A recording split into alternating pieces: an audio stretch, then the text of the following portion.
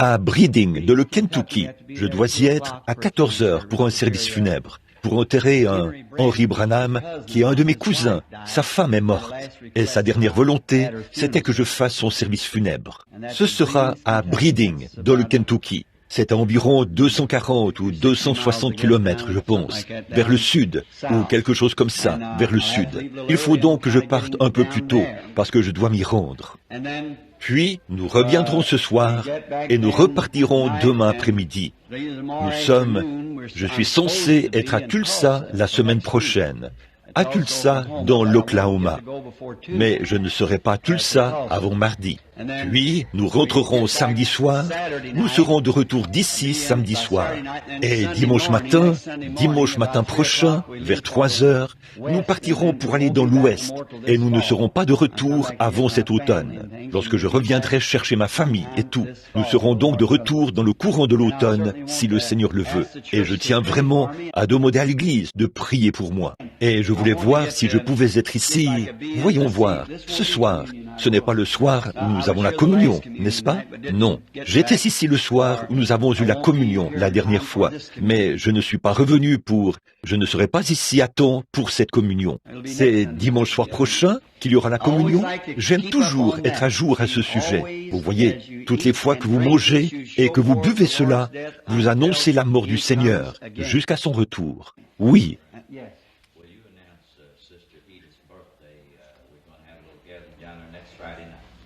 Eh bien, c'est vraiment bien.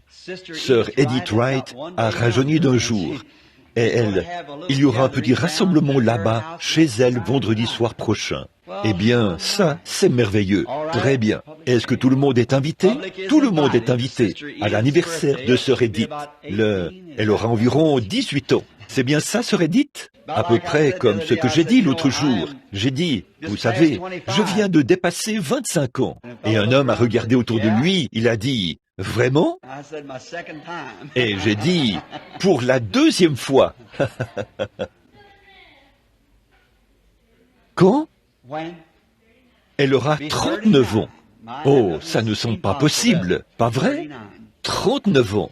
Je parle toujours d'elle comme si elle était une petite fille, vous savez, parce que la première fois que j'ai rencontré Edith, je pense que c'est...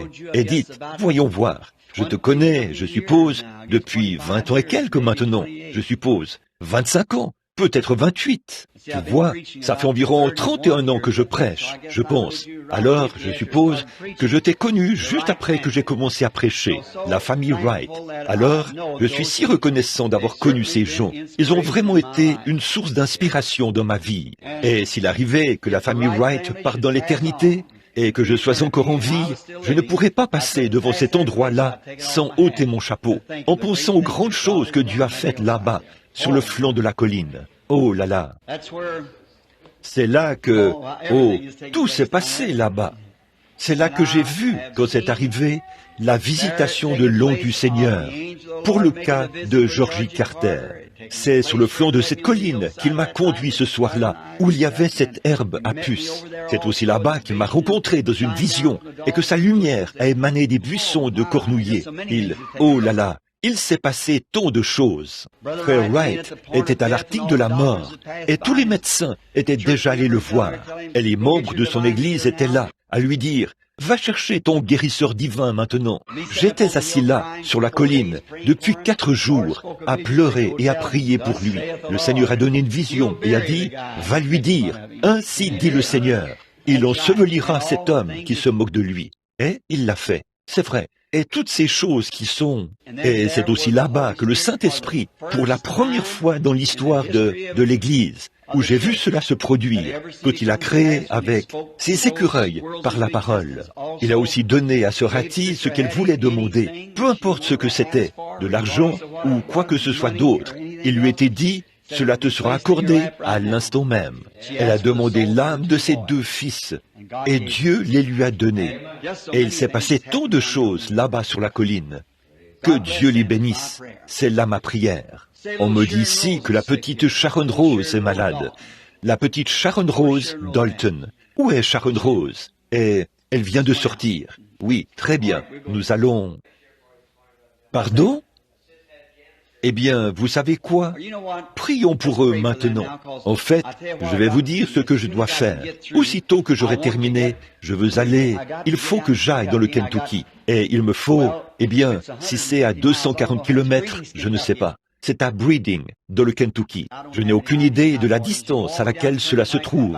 Il faut rouler sur l'autoroute à péage et ensuite parcourir à peu près la même distance ou un peu plus dans cette direction-là, en passant devant chez frère Biller et traverser cette ville, puis une autre ville, et une autre ville, et une autre ville, jusqu'à une petite église que mon grand-père a construite, une petite église méthodiste dans laquelle j'ai prêché il y a 25 ou 30 ans. C'est là-bas que cette dame doit être enterrée. Elle était infirmière, elle est morte subitement, et sa dernière volonté, c'était que je prêche à ses funérailles. Et là, des gens de ma famille sont venus me voir hier pour me demander si j'irais le faire. Et je n'ai pas pu refuser. Il était assis là à pleurer. Il m'a dit, c'est sa dernière volonté. Donc, c'était difficile, vous savez. Et j'ai simplement dit, eh bien, j'irai à l'église, et là, je verrai les gens, et je m'occuperai de ça aussi. Alors, il faut vraiment que je me dépêche pour pouvoir y aller. Alors, vous comprenez. Bon, pendant qu'ils sont allés chercher, je crois, frère Dalton, ça... Oh, eh bien, c'est en ordre. Nous allons simplement attendre un instant, jusqu'à ce que... Amenez la petite Janice ici.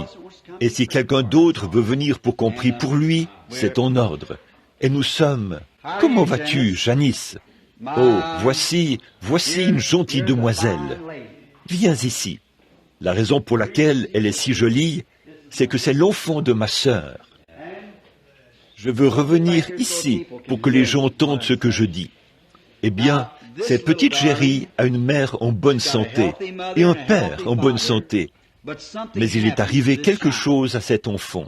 Elle est délicate, très délicate, petite et maigre, douce au possible. Et bien sûr, vous savez que c'est ce que je pense. Mais il y a toujours quelque chose qui ne va pas chez cet enfant. Satan essaye de s'emparer de l'enfant. Et peut-être que la main de Dieu est sur cet enfant, vous voyez.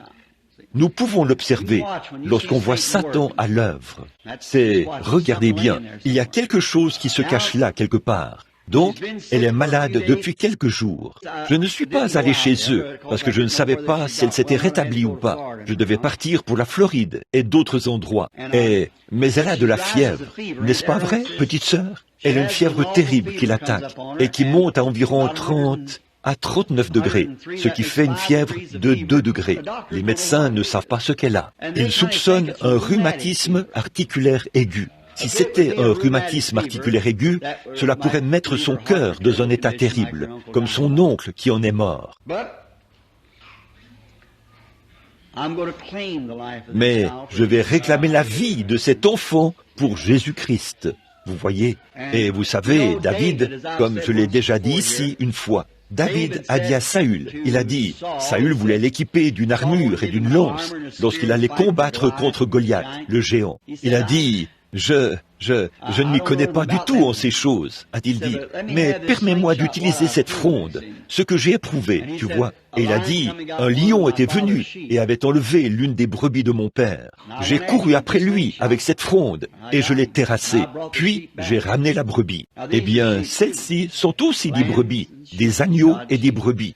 Les brebis de Dieu. Maintenant, en tant qu'Église de Dieu, allons les récupérer ce matin pour les ramener. Donc, le médecin ne sait pas quoi faire pour cet enfant. Et je pense que la petite fille de frère Ed aussi, elle souffre d'une forme grave d'asthme ou quelque chose comme ça. Eh bien, je crois que Jésus a dit ceci. Je vous donne les clés du royaume. Ce que vous lirez sur la terre sera lié dans les cieux. Ce que vous délierez sur la terre sera délié dans les cieux. Nous croyons cela de tout notre cœur. Maintenant, que Dieu nous donne la foi pour le croire de tout notre cœur alors que nous prions.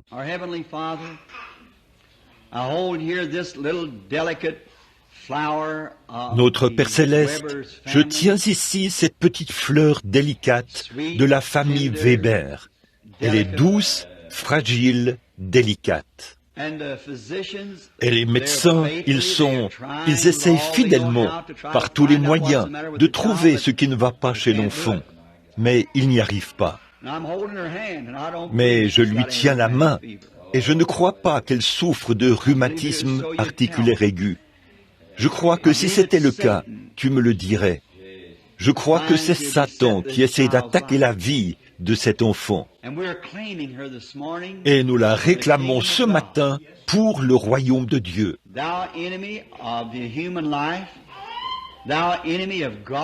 Toi, ennemi de la vie humaine, toi, ennemi du Dieu Tout-Puissant, je viens en faveur de cet enfant pour te chasser d'elle. Au nom de Jésus-Christ, quitte cette petite enfant. Tu peux peut-être échapper au médecin, mais tu ne peux pas échapper à Dieu. Cette prière de la foi est dirigée droit sur toi, au nom du Seigneur Jésus, pour te frapper dans le corps de cet enfant. Et elle frappera le point vital où tu es caché, quel qu'il soit, et tu seras mis à découvert et chassé. Et cet enfant vivra et sera rétabli, car c'est au nom de Jésus-Christ que nous la présentons pour sa guérison. Amen. Dolores, je ne m'inquiéterai plus du tout à ce sujet. Oui, Janice va se rétablir, c'est tout. Puis nous avons ici une petite Dalton. Comme elles sont mignonnes. Quel amour de petit être. Oh, tu es vraiment lourde. N'est-ce pas, une petite chérie, une vraie petite fille, aux allures irlandaises, aux yeux bleus et aux cheveux noirs.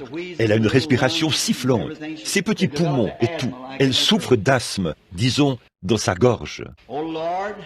Ô Seigneur, David a dit qu'un lion et un ours sont venus et ont enlevé quelques agneaux du Père. Il a couru après eux et a pu vaincre ce lion et cet ours. Et nous venons ce matin en tant que croyants, comme l'était David, qui croit au Dieu du ciel, en celui qui a fait les cieux et la terre. Nous venons à la rescousse de cet enfant, au nom de Jésus-Christ. Et Satan, toi qui as affligé cet enfant, tu vas devoir la relâcher, car nous t'ordonnons de libérer cet enfant, afin qu'elle soit rétablie. Je te réprime, Satan, et je t'ordonne par la résurrection de Jésus-Christ, le Fils de Dieu qui a triomphé de toi. Et toutes tes puissances ont été anéanties. Tu n'as aucune puissance. Et je triomphe de toi par la foi dans le nom de Jésus-Christ, qui est le Fils de Dieu, qui nous a ordonné par cet évangile de te chasser en son nom. C'est une commission donnée par Christ. Tu vas la quitter, car nous t'ordonnons, au nom de Jésus-Christ, de quitter cet enfant, et elle sera en bonne santé. Maintenant, ne doutez surtout pas, Sœur Dalton. Ne vous inquiétez plus. Dieu l'a dit, c'est réglé. Comment s'appelle cette petite fille? Oh, une tumeur au-dessus de l'œil. Bon, elle est presque une jeune fille.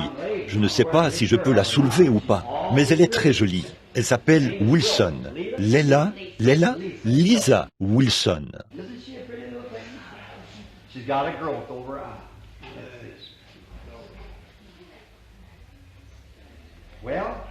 N'est-elle pas une jolie petite fille? Elle a une tumeur au-dessus de l'œil. Eh bien, Jésus guérit les tumeurs, n'est-ce pas? Il devra... Eh bien, c'est juste une petite tumeur graisseuse. Ça bouge, ça n'a pas de racines. Prions. Ô Seigneur, nous t'amenons cette petite chérie au nom du Seigneur Jésus. Et nous tenons cet enfant innocente dans la présence de Dieu. Le diable lui a fait cette vilaine chose. Et s'il le pouvait, il s'en servirait pour lui enlever la vue dans cet œil. Mais tu es largement de taille à lui faire face. Nous t'ordonnons, Satan, au nom de Jésus-Christ, qui a triomphé de toi et de toutes les afflictions que tu infliges aux gens. Nous t'ordonnons en son nom, par une commission donnée par un ange envoyé de Dieu, de quitter cet enfant et qu'elle soit guérie. Au nom de Jésus-Christ, Amen. Dieu te bénisse, petite Lisa. Je ne douterai pas du tout, plus jamais. Croyez simplement que tout ira bien. Très bien, sœur Bruce. Maintenant vous, si vous le voulez bien, les femmes qui sont là debout. Joyce, rapprochez-vous un peu par ici, pour que les gens puissent avancer ici. Frère Neville, si tu le veux bien, viens ici pour les oindre d'huile, pour représenter votre fille. pour représenter votre nièce, sa fille.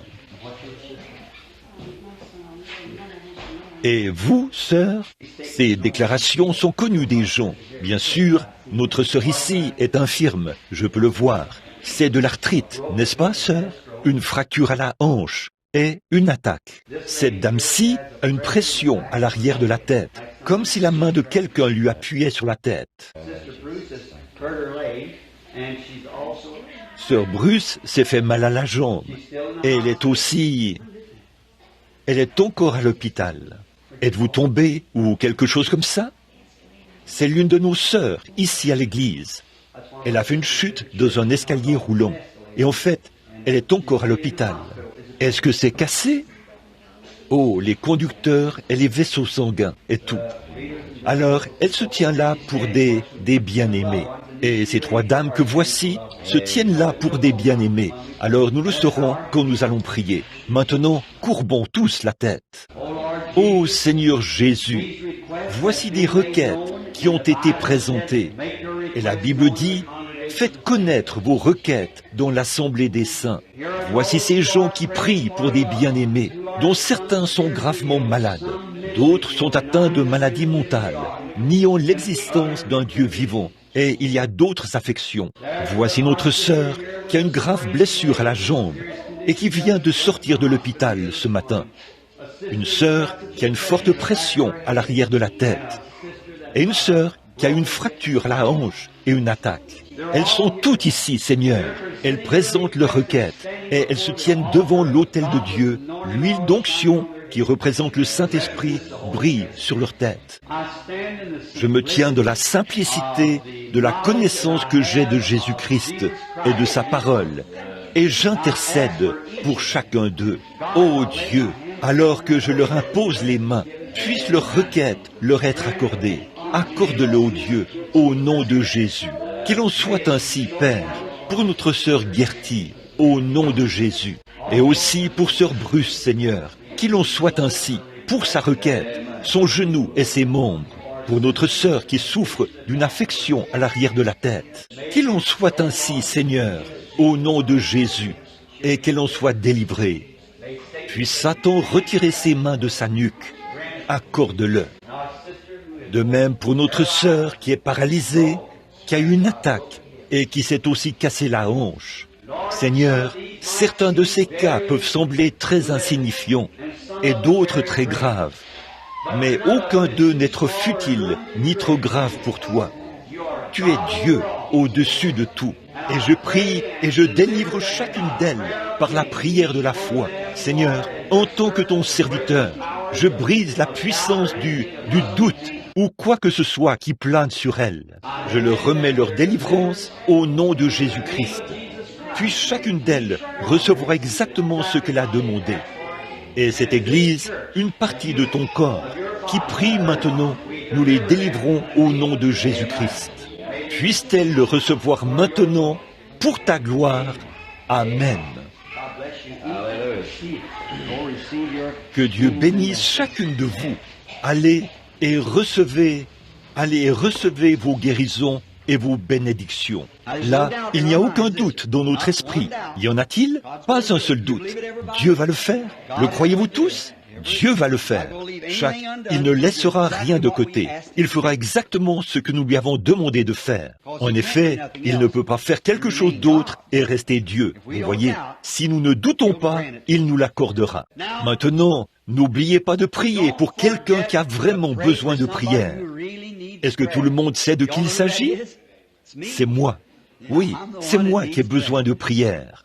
Je me tiens de la brèche en ce moment et je me prépare pour une très longue série de réunions d'un bout à l'autre de la Californie, dans l'Oregon, dans l'État de Washington et là-bas dans l'Oklahoma et à différents endroits. Les gens viendront du Canada et tout et je dois me tenir dans la brèche où il y a des différends entre ministres, des opinions divergentes et des puissances du diable. Et la fin, le temps de la fin qui approche. Quelqu'un m'a dit l'autre jour, cette personne est venue chez moi. C'était une dame qui est arrivée d'Allemagne par avion et une autre personne qui est venue de tel et tel endroit. Ils ont dit que le Seigneur leur avait dit de venir et ceci, cela, autre chose. Puis quelqu'un est arrivé de l'autre côté de la rue et a dit, « Comment pouvez-vous supporter tout cela ?» Voyez, j'ai dit, « Oh, c'est sa grâce. » Amen.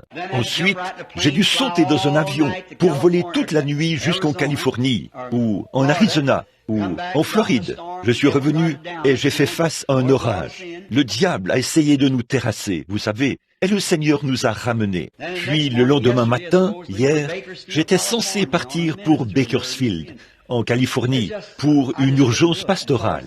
Et c'était simplement, je ne pouvais tout simplement pas le faire, c'est tout. Et vous voyez, et puis, vous allez voir certains, et vous ne savez pas où aller à partir de là. Vous voyez, il y a celui-ci, celui-ci, celui-ci, celui-ci, celui-ci. Vous voyez ce que je veux dire? Donc, lequel?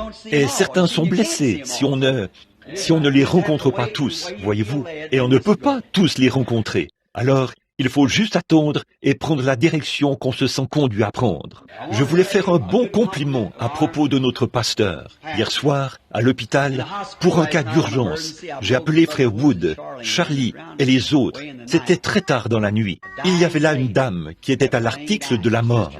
Ses sœurs et les autres étaient là. Ça faisait un moment qu'elle était inconsciente. Elle s'est réveillée et a accepté le Seigneur Jésus. J'ai eu le privilège de conduire un autre homme au Seigneur Jésus, là-bas en Floride, un pécheur, à toute heure de la nuit et tout. Il y a des cas d'urgence. Il faut simplement suivre un ministre à un moment donné pour savoir. Et là-bas, à l'hôpital, j'ai entendu des commentaires des plus gentils au sujet de notre pasteur, à propos des moments où il s'y rend, de ce qu'il visite les gens, prie pour les malades, et est fidèle à son poste. J'apprécie vraiment cela, le fait que nous ayons, pour ce petit troupeau, un serviteur du Seigneur, fidèle à son poste. Vous n'appréciez pas, vous l'appréciez, c'est certain que vous le faites, mais nous, il y a un moyen pour nous de l'exprimer davantage. Voyez-vous, un fidèle serviteur du Seigneur. Quelqu'un m'a demandé, il n'y a pas longtemps, à Chautauqua, lors de notre dernière série de réunions, « Frère Branham, comment arrivez-vous à faire toutes ces choses ?» J'ai dit, voici Jingo, Pat Tyler et beaucoup d'autres qui sont comme ces hommes-ci. Quand je suis dans une de ces séries de réunions, ils restent là, face contre terre, et jeûnent pendant des jours sans même manger. Ils prient pour moi et tout. Voilà ce qui me permet d'y arriver. Voyez, c'est ça ma force. Leur secours vient du Seigneur. Frère Dalton, oh, il y en a tellement. Des amis qui jeûnent et prient, qui se privent de nourriture et tout.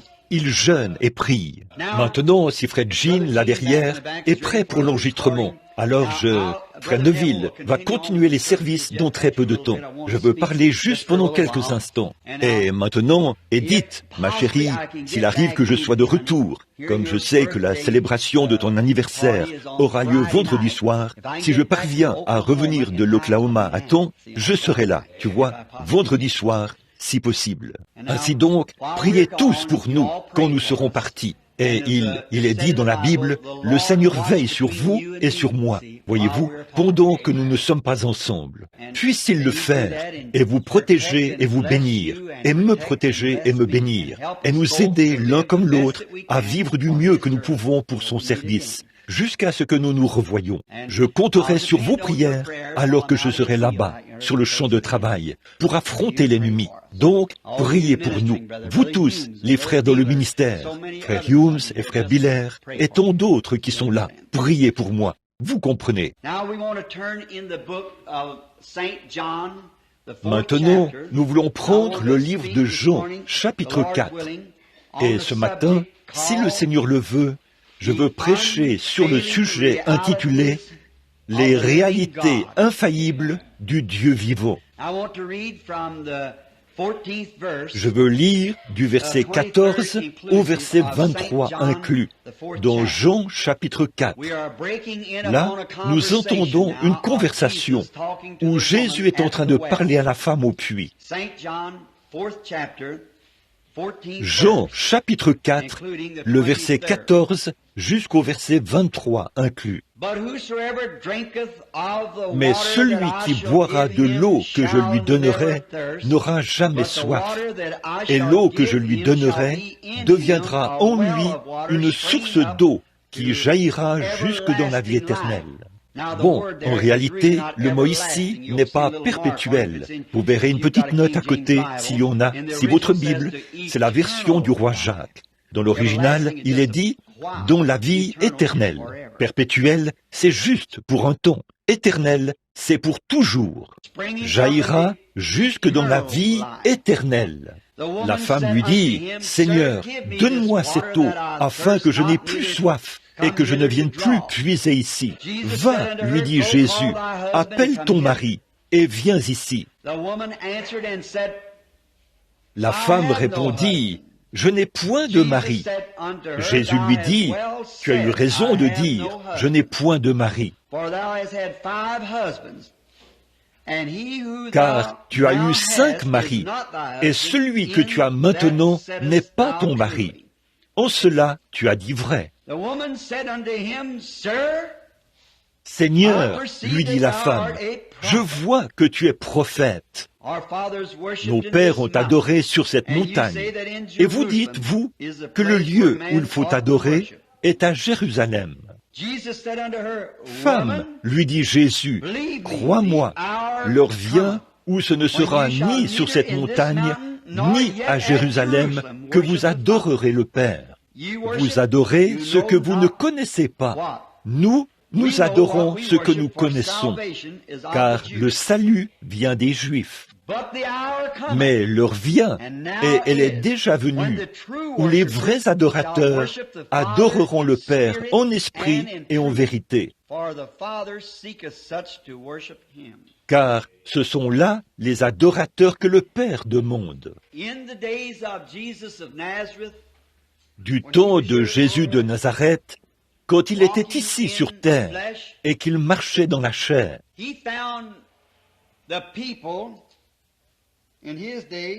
il a rencontré dans son jour des gens qui cherchaient une religion qui leur apporterait la délivrance.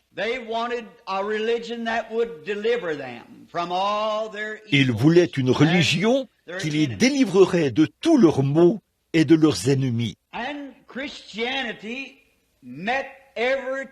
Et le christianisme a répondu à tous les défis qu'ils avaient lancés. Le christianisme a répondu à tous leurs besoins et à toutes les demandes qu'ils avaient. Cela a répondu à chacun de leurs besoins, mais ils n'ont pas voulu l'accepter. Et c'est à peu près la même chose aujourd'hui. Comme il en était à cette époque-là, nous voyons aujourd'hui que des gens sont à la recherche d'une religion qui fera quelque chose pour eux, qui leur donnera quelque chose de réel. Le vrai christianisme authentique répond à chacun de ces défis, mais ils ne veulent pas l'accepter. Ils n'en veulent simplement pas. La nature des gens aujourd'hui, là je ne parle pas de l'Église née de nouveau, je parle de la nation, du pays tout entier. On dirait qu'ils n'en veulent pas. Si vous voulez quelque chose, vous ne vous donnerez pas de repos avant de l'avoir obtenu. Jésus a dit dans les Béatitudes, « Heureux ceux qui ont faim et soif de justice, car ils seront rassasiés. » S'ils ont faim et soif. Mais aujourd'hui, nous essayons de donner aux gens quelque chose dont ils ont vraiment besoin, et ils ne veulent pas l'accepter. Ils n'en veulent simplement pas. Et les gens n'ont pas changé d'attitude. Et pourtant, c'est exactement ce dont le monde a besoin aujourd'hui. La religion de Jésus-Christ. La délivrance des choses qu'ils craignent et qu'ils redoutent et dont ils ont besoin d'être délivrés. Du temps où il était ici sur terre, l'une des raisons pour lesquelles ils ne pouvaient pas recevoir Jésus de Nazareth, ni croire en lui et obtenir leur délivrance, c'était que c'était trop inhabituel pour eux. Ça l'était. Il avait apporté sa délivrance. Dieu leur avait envoyé la délivrance. Et c'était tellement inhabituel pour eux qu'ils ne voulaient pas l'accepter, parce que cela n'était pas arrivé exactement comme ils avaient l'habitude de recevoir la religion. C'est un état de choses vraiment remarquable qui existe aujourd'hui. La même chose. C'est très frappant de voir le parallèle entre les deux. Aujourd'hui, les gens se demandent où est le Dieu qui a ouvert la mer Rouge? Où est le Dieu qui a guéri les lépreux? Où est le Dieu qui a fait fuir, libérer les captifs? Et pourtant, c'est à portée de main, et ils ne veulent pas le recevoir. Pourquoi? Pour la même raison qu'eux. C'est trop contraire. C'est inhabituel. Ils veulent, à cette époque-là, s'ils leur avaient apporté des credos ou une formalité quelconque à laquelle ils devaient se conformer, des rituels et tout, ils auraient accepté cela avec joie. Mais parce qu'il leur a apporté cela comme il l'a fait, ces gens n'ont pas voulu le recevoir sous la forme qu'il a apportée. C'est la même chose aujourd'hui. C'est tout à fait pareil. Ils le veulent, mais ils ne veulent pas le recevoir de la manière dont Dieu l'apporte. Et c'est le seul moyen que Dieu a de l'apporter. Nous ne pouvons pas ramener Dieu à notre niveau de pensée. Nous devons nous élever à son niveau de pensée et le rencontrer sur le terrain qu'il a pourvu, afin que nous le rencontrions. Voyez, ils veulent la délivrance.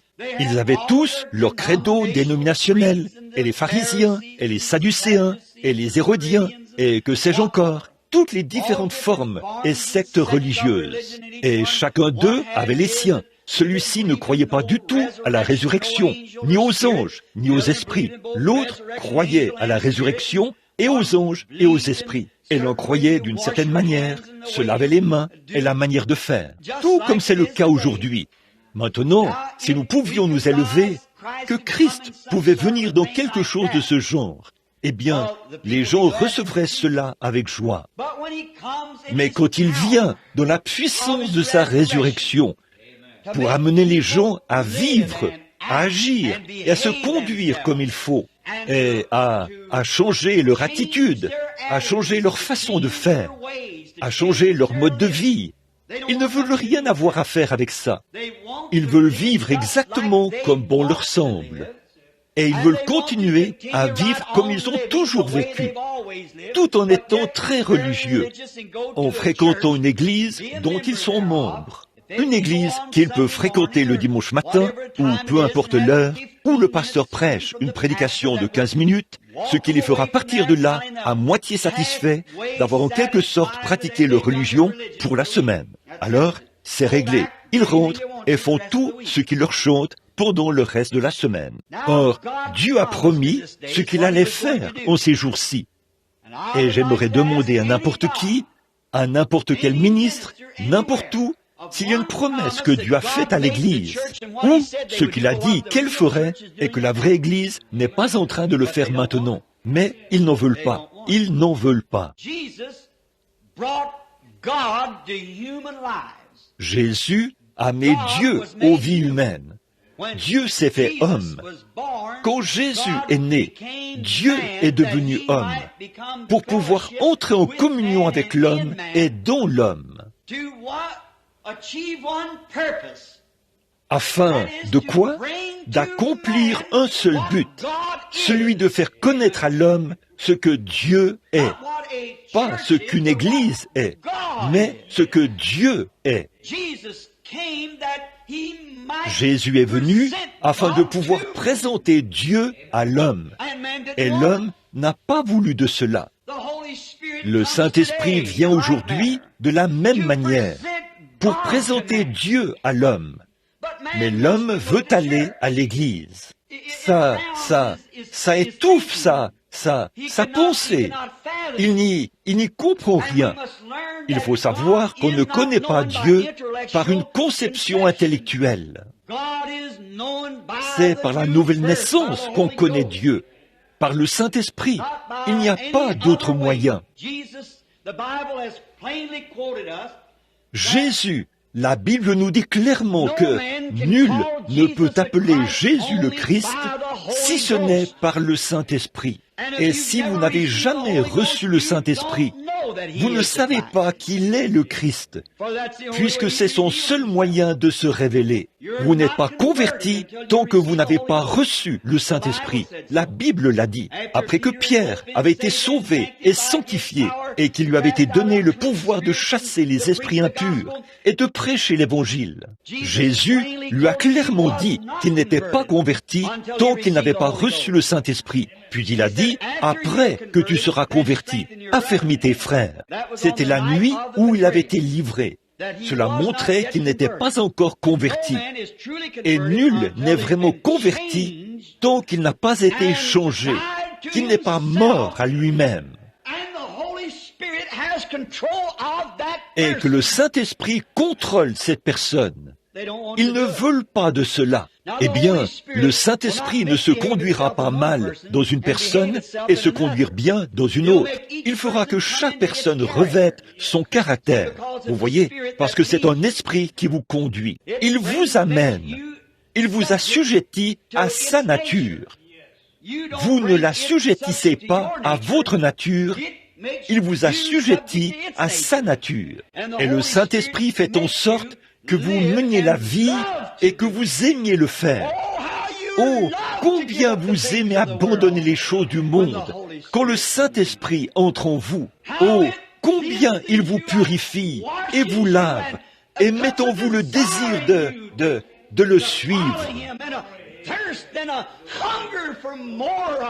Et une soif, une faim d'en obtenir davantage. Vous baignez dans cela. Il produit des réalités.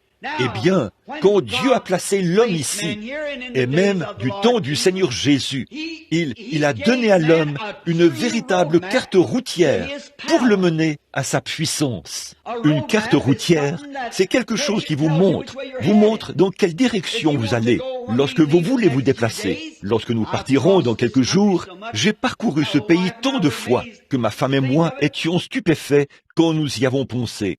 Ces quelques dernières années, si vous me dites n'importe quel endroit où vous voulez aller, je suis capable de vous indiquer tous les chemins qui y mènent et de vous dire l'heure où vous arriverez, à 15 minutes près, d'ici jusqu'en Californie. Pas une seule fois, je n'ai échoué. Je ne sais, parfois, c'est pile à l'heure. Vous voyez, quand je calcule mon temps, ce que sera mon temps de conduite et le temps moyen. J'ai fait tant d'aller-retour, de long au large, et dans tous les sens, que je les connais vraiment. C'est ainsi que Dieu veut que nous connaissions sa parole. Nous la connaissons, nous l'avons parcourue, nous l'avons testée, nous l'avons éprouvée, et on sait où ça mène. Eh bien, sa carte routière, c'est sa Bible. La Bible est la carte routière qui mène à la puissance de Dieu. La foi vous mène à la puissance. La puissance produit la promesse. Il nous faut la puissance. Tenez, il y a quelques jours, quand Sir Wood, ma femme et moi, étions assis dans la pièce, nous parlions du baptême.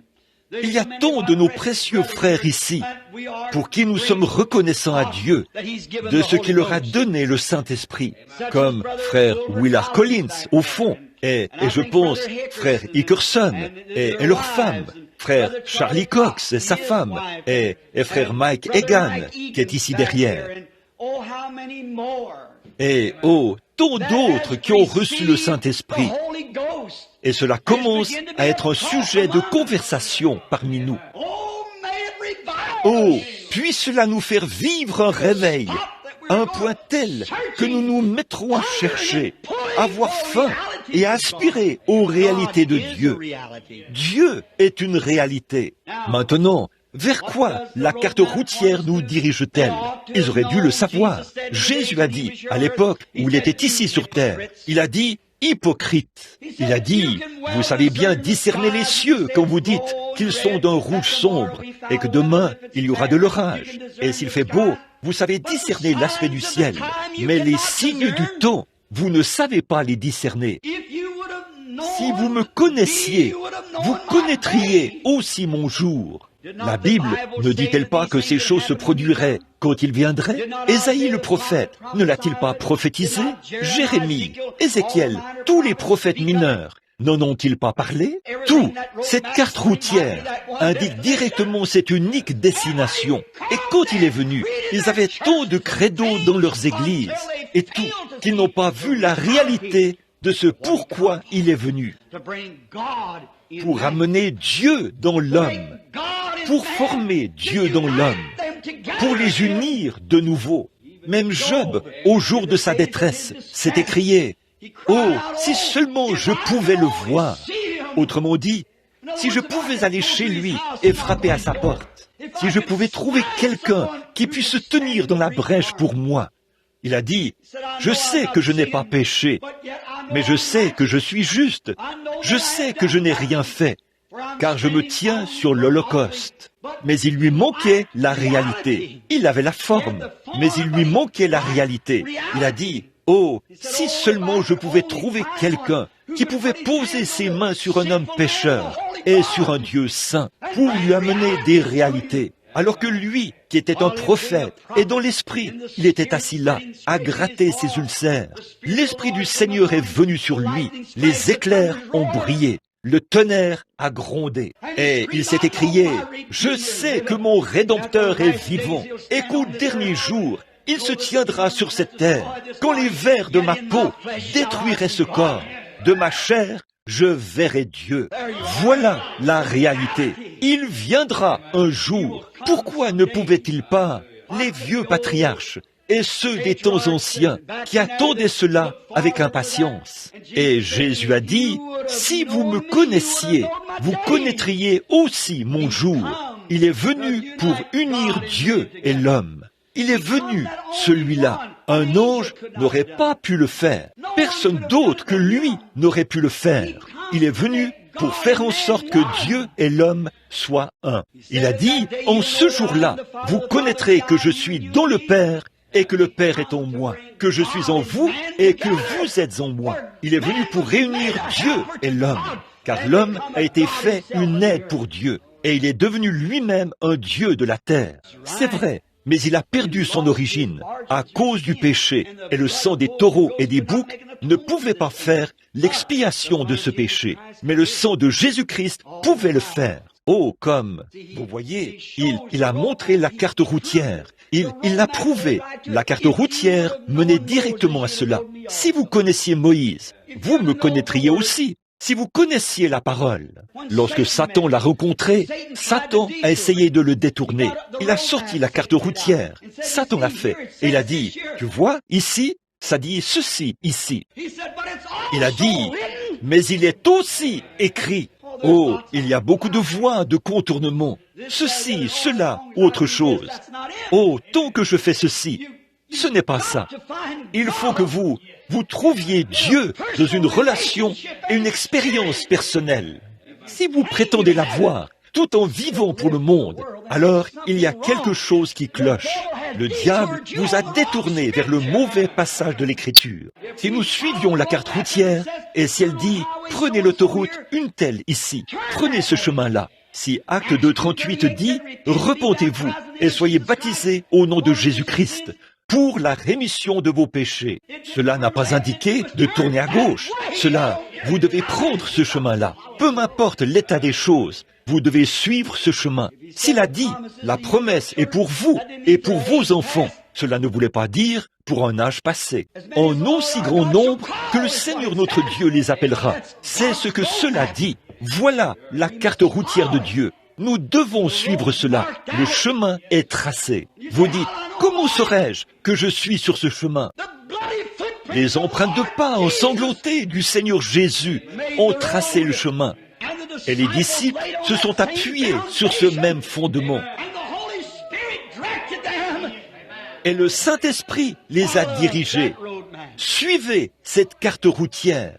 Il y a quelques soirs, quelqu'un a dit, quand Frère Branham exerce le discernement, il est très bien. Mais pour ce qui est de sa théologie, il est complètement à côté de la plaque. Toute personne qui saurait simplement que la Bible enseigne que le mot même, prophète, veut dire un interprète de la parole.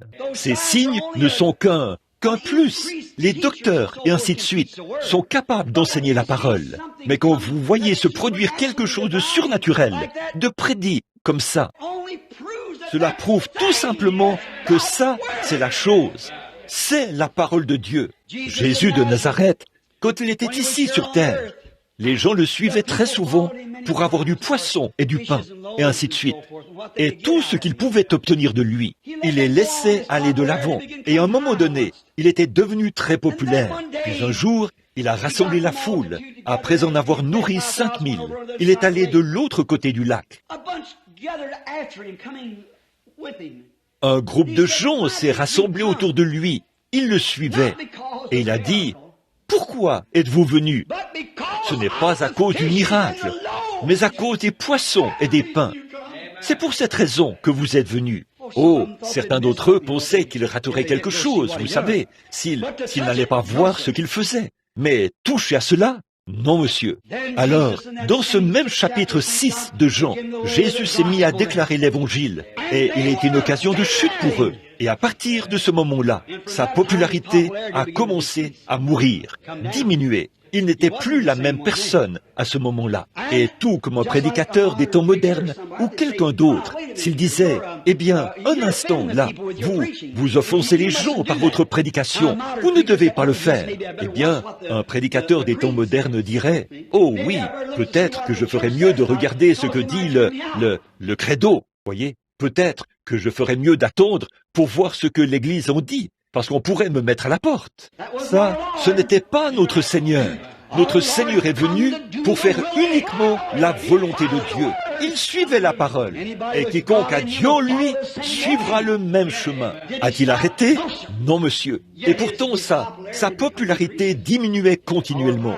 Beaucoup n'allaient plus avec lui. Ils l'ont quitté. Au chapitre suivant, d'autres encore sont partis. Puis, au chapitre suivant, d'autres encore sont partis. Où était-il? Sur le chemin du calvaire. Mais a-t-il jamais arrêté? Non, monsieur. Il n'a jamais fait de compromis avec la parole de Dieu. Pas du tout. Il a avancé tout droit sur la route. Il a suivi la carte routière. Il y avait un chemin devant lui. C'est ce chemin qu'il devait suivre. Devant chaque chrétien né de nouveau se trouve un chemin. Vous devez suivre ce chemin-là. Dieu l'a tracé. Il est marqué par le sang. Et l'esprit vit toujours dans le sang, parce que c'est par le sang que vient la vie. La cellule de sang, c'est la cellule de vie. Donc, nous le suivons, et nous voyons comment la carte routière nous dirige. Elle montre le chemin que nous suivons. Il en a toujours été ainsi. C'est la voie pourvue par Dieu pour nous. La parole est la voie pourvue par Dieu. Quand un homme en arrive au point où il voit l'Écriture, mais à cause de la popularité, à cause de l'affiliation à une église, à cause de ce que ses fidèles ne lui permettent pas de prêcher cela, cet homme n'ira jamais de l'avant avec Dieu. Vous devez revenir et prendre cette parole, peu importe ce que c'est. Si vous ne le faites pas, alors vous êtes sur un chemin détourné quelque part. Et vous vous enfoncerez dans les bourbiers du péché. Je mets au défi n'importe qui. Et là-bas, dans ma bibliothèque, nous avons tous les livres d'histoire ancienne que je connaisse. Les pères Avonicés, les écrits anciens de Joseph, les de Babylone, d'Islop, le livre des martyrs de Fox. Beaucoup d'autres écrits anciens. Et il n'y a jamais eu une époque où une église soit arrivée au point où elle s'est arrêtée en faveur de son credo et que Dieu l'ait relevée. Elle s'est enfoncée tout de suite dans le bourbier. C'est vrai, elle n'a jamais progressé spirituellement. Elle ne l'a jamais fait et elle ne le fera jamais. Ce n'est pas le programme de Dieu. Le programme de Dieu, c'est le Saint-Esprit. C'est la voie pourvue par Dieu pour faire les choses. Maintenant, remarquez ceci. Du temps de Noé, le programme de Dieu est toujours une voie qui est persécutée. C'est pour cela que les gens n'en veulent pas. Du temps de Noé, ils avaient de la religion. Ils l'avaient depuis 2000 ans, comme nous savons le christianisme. Et il y avait des critiqueurs, tout comme il y en a maintenant. Et du temps de Noé, que s'est-il passé? Nous voyons que Noé s'est tenu à l'unique porte de l'arche et qu'il a construit une arche qui était contraire à toute imagination humaine. Il n'avait jamais plu. Il n'y avait jamais eu un nuage dans les cieux, mais Dieu avait dit qu'il allait pleuvoir. C'était la parole de Dieu. Dieu a dit, prépare une arche. Et Noé a préparé l'arche. Puis il s'est tenu là, à cette unique porte, et il a prêché le salut. Et c'était le seul remède pour le salut. Quel type cela représente aujourd'hui? Il y a une seule porte qui mène à Dieu. Et cette porte, c'est Christ. Christ est le Saint-Esprit qui vit en nous. Et nous nous tenons à la porte de l'arche de Dieu, du Saint-Esprit. Et nous prêchons, voici le chemin, le même plan que les autres ont suivi. Noé était la voie pourvue par Dieu. Au jour de la délivrance, lors de la sortie d'Égypte, Moïse était la voix de Dieu. Vous voyez, un ministère surnaturel, une voix. Vous voyez, Noé avait quelque chose de différent. Noé avait une religion qui était différente de toutes les autres. Il avait la parole de Dieu. Et les gens n'étaient pas habitués à la parole de Dieu. Ils avaient leur credo. Ils avaient ce qu'ils voulaient. Donc, ce qu'ils écoutaient, c'était les credos et non la parole. Mais Noé avait la parole. Moïse avait la parole. Peu importe ce que les autres avaient, Moïse avait l'ainsi dit le Seigneur. Regardez ceux qui ont donné la preuve. Il a opéré des signes et des miracles. Et chaque signe et chaque miracle avait une voix. Or, Dieu avait dit, s'ils n'écoutent pas la voix du premier signe, ils écouteront la voix du deuxième signe. Eh bien, les gens d'aujourd'hui, comme ils le faisaient du temps de Jésus, ils suivent le miracle. Oh, il se peut qu'il fasse quelque chose d'un peu différent. Je manquerais de voir cela se faire. Voyons voir s'il peut discerner cette personne-ci. Voyons voir s'il peut le faire. Vous voyez ? C'est comme ça qu'il procède. Il ne suivait rien que pour les poissons et les pains. Mais pour ce qui est de se repentir, d'être baptisé au nom de Jésus-Christ et de recevoir le Saint-Esprit, ils ne veulent rien avoir à faire avec ça. C'est vrai. Et là, ils vous condamnent. Et ils ont condamné Jésus en disant, ils ont dit, « Oh, ce que tu prêches est contraire à ceci. » Cela ne l'a pas arrêté. Il a continué à avancer. L'autre jour, un grand ministre m'a imposé les mains. Il a dit, « Je vais prier pour vous, frère Branham, afin que vous ne disiez jamais rien contre la façon dont les gens vivent dans ces églises. » Il a dit, « Frère Branham, vous allez les amener à se mettre tous en colère contre vous. » J'ai dit, « Comment puis-je m'en empêcher, alors que mon âme et mon esprit au-dedans de moi protestent contre cela? » Il a dit, « Eh bien, je ne dis rien contre ces choses. » J'ai dit, « Vous ne le pouvez pas. Vous avez des programmes qui coûtent des millions de dollars. Il vous faut obtenir leurs dollars. Je n'ai pas besoin de les avoir. La seule chose qu'il me faut, c'est la puissance de la résurrection du Seigneur Dieu. C'est tout ce qu'il nous faut, l'Esprit. Tenez-vous-en à la vérité. Peu m'importe le nombre de dénominations qui s'y opposent. Ça demeure la parole de Dieu. Les cieux et la terre passeront, mes paroles ne passeront jamais. Quiconque retranchera ou ajoutera quoi que ce soit à ce livre, sa part sera retranchée du livre de vie. Je crois cela exactement comme la carte le dit. Un point c'est tout, c'est la voix de Dieu. Moïse avait les signes, il a prouvé qu'il était le serviteur de Dieu. Dieu aime toujours agir à travers l'homme. C'est le programme de Dieu d'agir à travers l'homme. Croyez-vous cela? Dieu agit à travers l'homme. Il a fait de l'homme son aide sur la terre. Il a fait de l'homme un plus petit Dieu que lui. Or, nous avons vu ça récemment au cours de l'enseignement de Genèse 1:26. Lorsqu'il était Ella, Elohim, celui qui est entièrement suffisant, celui qui existe par lui-même. Et aussi, il y avait en lui les attributs de Père, de Fils, de Saint-Esprit. Non pas trois dieux, mais trois fonctions en lui, pour montrer qu'il allait vivre dans ses dispensations. Il était un sauveur, il était un roi, il était un Dieu. Toutes ces choses se sont manifestées. Ce sont les attributs de Dieu, vous voyez, mais en cela, en lui, au commencement.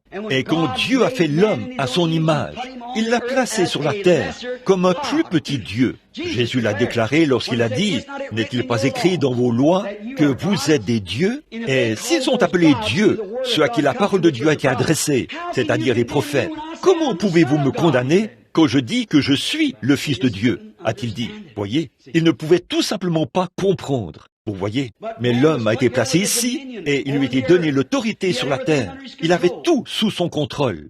Ce qu'Adam a perdu, Jésus a prouvé qu'il l'avait rétabli. Il a arrêté le cours de la nature. Il a ressuscité les morts.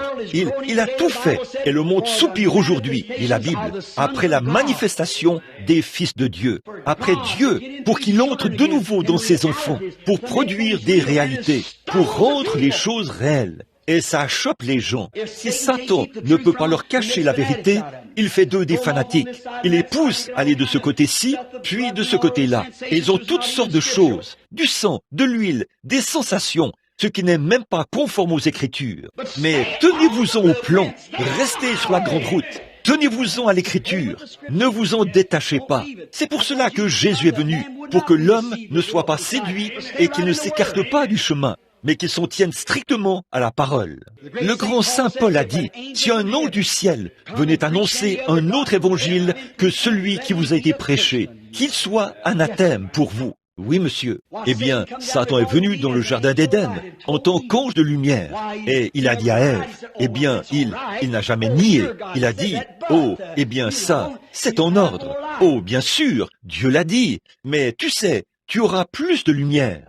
Nous avons tellement de lumière d'Ève aujourd'hui et de lumière de Satan, voyez, des choses. Et la Bible dit, au dernier jour, le diable se donnera des anges de lumière. Toutes ces choses-là, ces credos, ces dénominations et toutes ces absurdités qui ont cours. D'ailleurs, il n'y a même pas de passage de l'Écriture pour appuyer la moitié de ces choses, pour ainsi dire. C'est vrai, restez sur la grande route, tenez-vous-en à la carte routière, prenez le chemin que les disciples ont pris, prenez la parole qu'ils ont prêchée, vivez-la, témoignez-en. Je sais quelle est la vérité, les signes dans les derniers jours, Dieu vivant dans l'homme.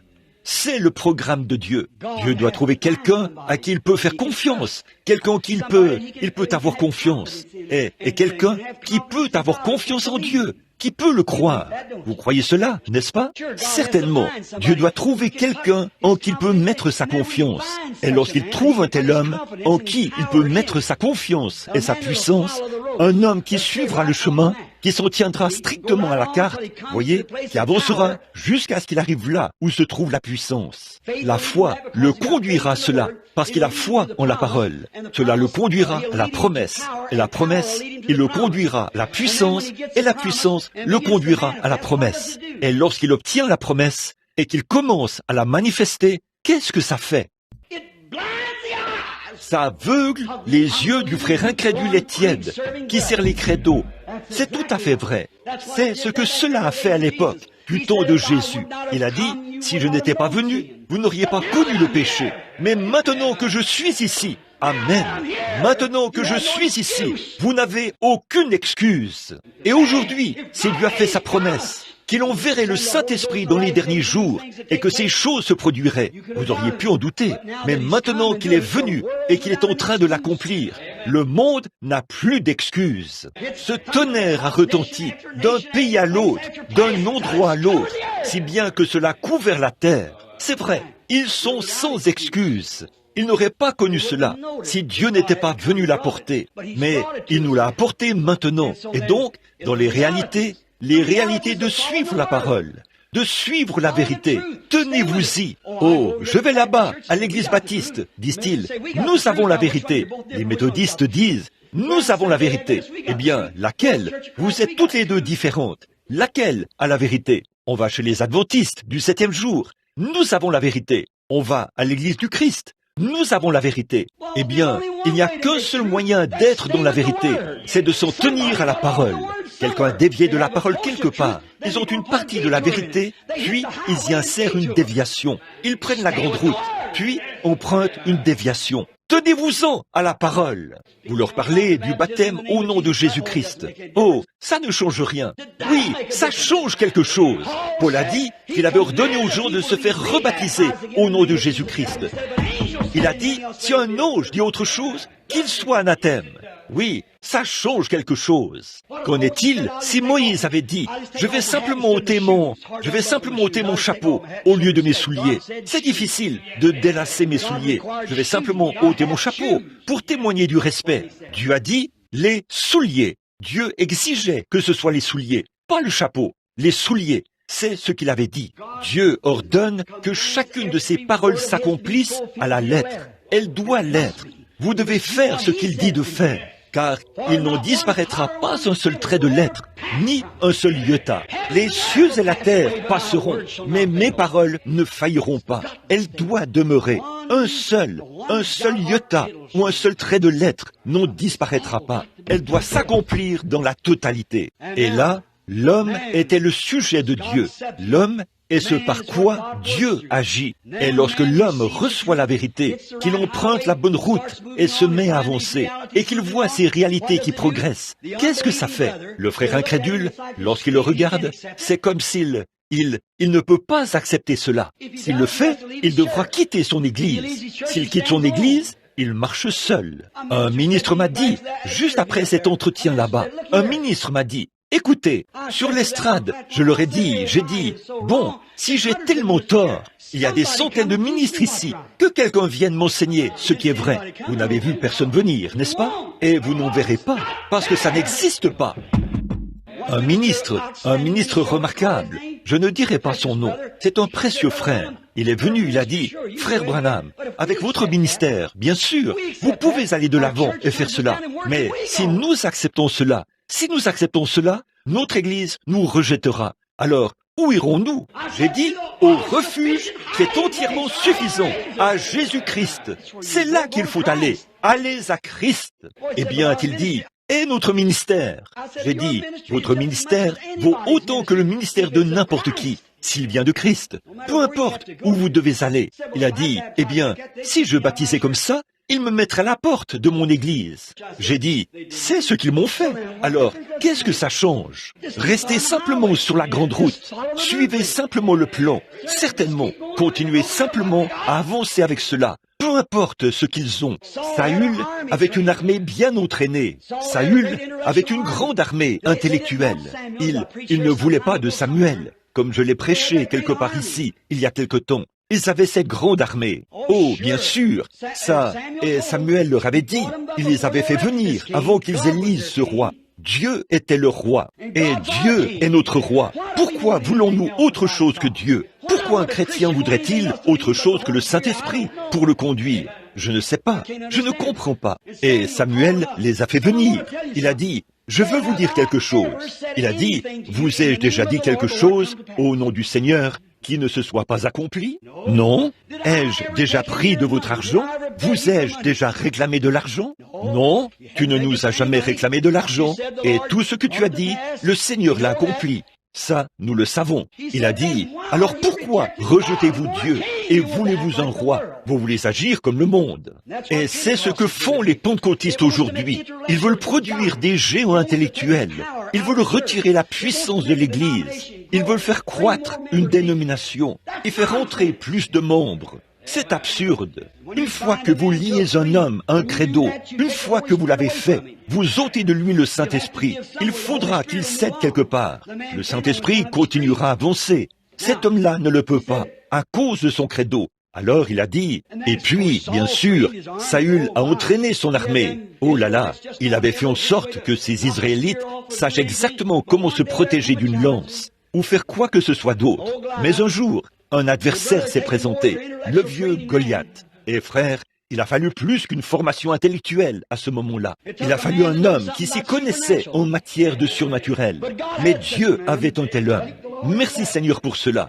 Dieu a toujours quelqu'un. Il en a toujours un. Il avait un homme sur lequel il pouvait mettre la main. Un petit gars au teint rosé, là-bas, quelque part. Il n'avait l'air de rien, mais il s'est présenté là et a dit, « Vous n'allez pas me dire que vous allez laisser ce Philistin incirconcis déshonorer l'armée. » Et le brave Saül, qui dépassait d'une tête tous les autres, se tenait là. Toute sa formation intellectuelle ne lui servait à rien. Eh bien, les églises ont fait cela. Elles se sont éloignées du Saint-Esprit. Elles se sont éloignées de la puissance de Dieu. Elles se sont éloignées de la conduite de l'Esprit. Et nous avons aussi des fils de Kiss. L'autre jour, là-bas, en Afrique, un de nos grands géants a été mis au défi par un Mahométan au sujet de l'écriture. Que s'est-il passé? Il a coulé comme l'autre fils de Kiss, sans manquer d'égard envers notre frère. Mais ils avaient un homme qui savait que Dieu était capable de délivrer. Ils ont fait venir ce petit David là-bas, et il a dit, « J'ignore tout de vos lances, de votre formation intellectuelle, mais je sais une chose. Je suis parti à la quête des brebis qui avaient été enlevées par l'ennemi. Oui, Dieu m'a permis de les ramener. Il a dit, à combien plus forte raison me permettra-t-il de ramener ce Philistin incirconcis? Ce dont nous avons besoin aujourd'hui, ce sont des hommes et des femmes qui veulent une réalité. Alléluia! Pas un credo, une réalité. C'est ce dont le monde a besoin aujourd'hui. Pas des credos et des modes. Nous avons besoin de réalité en Dieu. Le monde n'en veut pas. Le monde n'en veut pas. Ils refusent. Ils ne veulent pas les accepter. Mais il faut que l'Église les ait. Dieu veut que vous les ayez. Il est le Dieu des réalités. Oui, monsieur. L'autre soir, je suis allé avec des amis qui sont présents en ce moment, certains d'entre eux, pour voir ce film-là, Samson et Delilah, une production de Cecil B. 2000. J'en avais tellement entendu parler. Je me suis dit que j'irais là-bas pour voir ce qu'il en était. Quand j'ai vu ça, je me suis demandé ce que Dieu avait bien pu voir dans un gars comme Samson, du temps des juges. Vous voyez, Dieu se sert de l'homme. Croyez-vous cela? Mais il ne peut se servir de l'homme que quand il peut trouver l'homme, quand il peut trouver quelqu'un qu'il peut utiliser. Il y a une période du temps des juges où il ne pouvait pas trouver un homme. La seule chose qu'il pouvait faire, c'était d'en susciter un qui se mettrait à suivre un certain chemin. Puis, il en susciterait un autre et il se mettrait à suivre un certain chemin. Il n'avait aucun homme en qui il pouvait mettre une confiance absolue. Et je me suis demandé qu'est-ce qu'il avait vu en ce Samson. Samson était comme beaucoup de nos conducteurs aujourd'hui, un homme à femme. Il courait après les femmes, par-ci, par-là. Comme beaucoup de nos conducteurs aujourd'hui, comme beaucoup de nos faiseurs de compromis sur la parole, qui permettent aux femmes de les conduire, qui font d'elles des prédicateurs et des choses comme ça. Oh, miséricorde! Je demande simplement à n'importe quel homme de présenter un passage de l'Écriture qui soutienne qu'une femme soit prédicateur. Je peux vous prouver que dans l'Ancien Testament, comme Paul l'a dit, selon que le dit la loi. Je regardais dans la chronologie de l'Ancien Testament hier, et j'ai trouvé là-dedans où il est mentionné qu'ils avaient là un agent de police spécial. Et une femme ne pouvait même pas entrer dans le 2e ou le 3e parvis, encore moins se tenir derrière la chaire. Ils avaient un agent de police spécial dans le temple, qui s'assurait de maintenir les gens des nations à l'extérieur. Il y avait ensuite les femmes, et ensuite les Lévites, et enfin, c'était le Saint des Saints. Elles ne pouvaient même pas accéder au 2e parvis. C'est tout à fait vrai. Et aujourd'hui, nous avons fait des femmes nos idoles. Trop de nos conducteurs se laissent séduire par de jolies femmes et des choses de ce genre. La beauté de la femme spirituelle, l'Église. Vous savez, la femme est un type de l'Église. Nous sommes l'épouse. L'Église est une épouse. Il y a beaucoup d'épouses et il laisse ces femmes les séduire. Aujourd'hui, les ministres laissent les églises les éloigner de la vérité.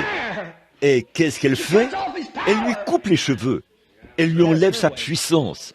Elle fait ce qu'elle veut. Ce n'est pas contre mes sœurs. Si Dieu avait pu donner à un homme quelque chose de mieux qu'une épouse, il le lui aurait donné. Mais ce ne sont pas toutes les femmes qui sont des épouses. Ce ne sont pas toutes les femmes qui le sont. Ce ne sont pas toutes les femmes qui sont des mères. Toutes celles qui ont des enfants ne sont pas forcément des mères. J'en ai vu qui avaient plus de respect pour un chien. Elles prenaient leurs enfants et les plaçaient dans la rue. Et s'étendaient là. Des gens qui sortent avec ces espèces de petits vêtements et tout, vêtus de façon indécente. J'ai vu des hommes descendre la rue hier.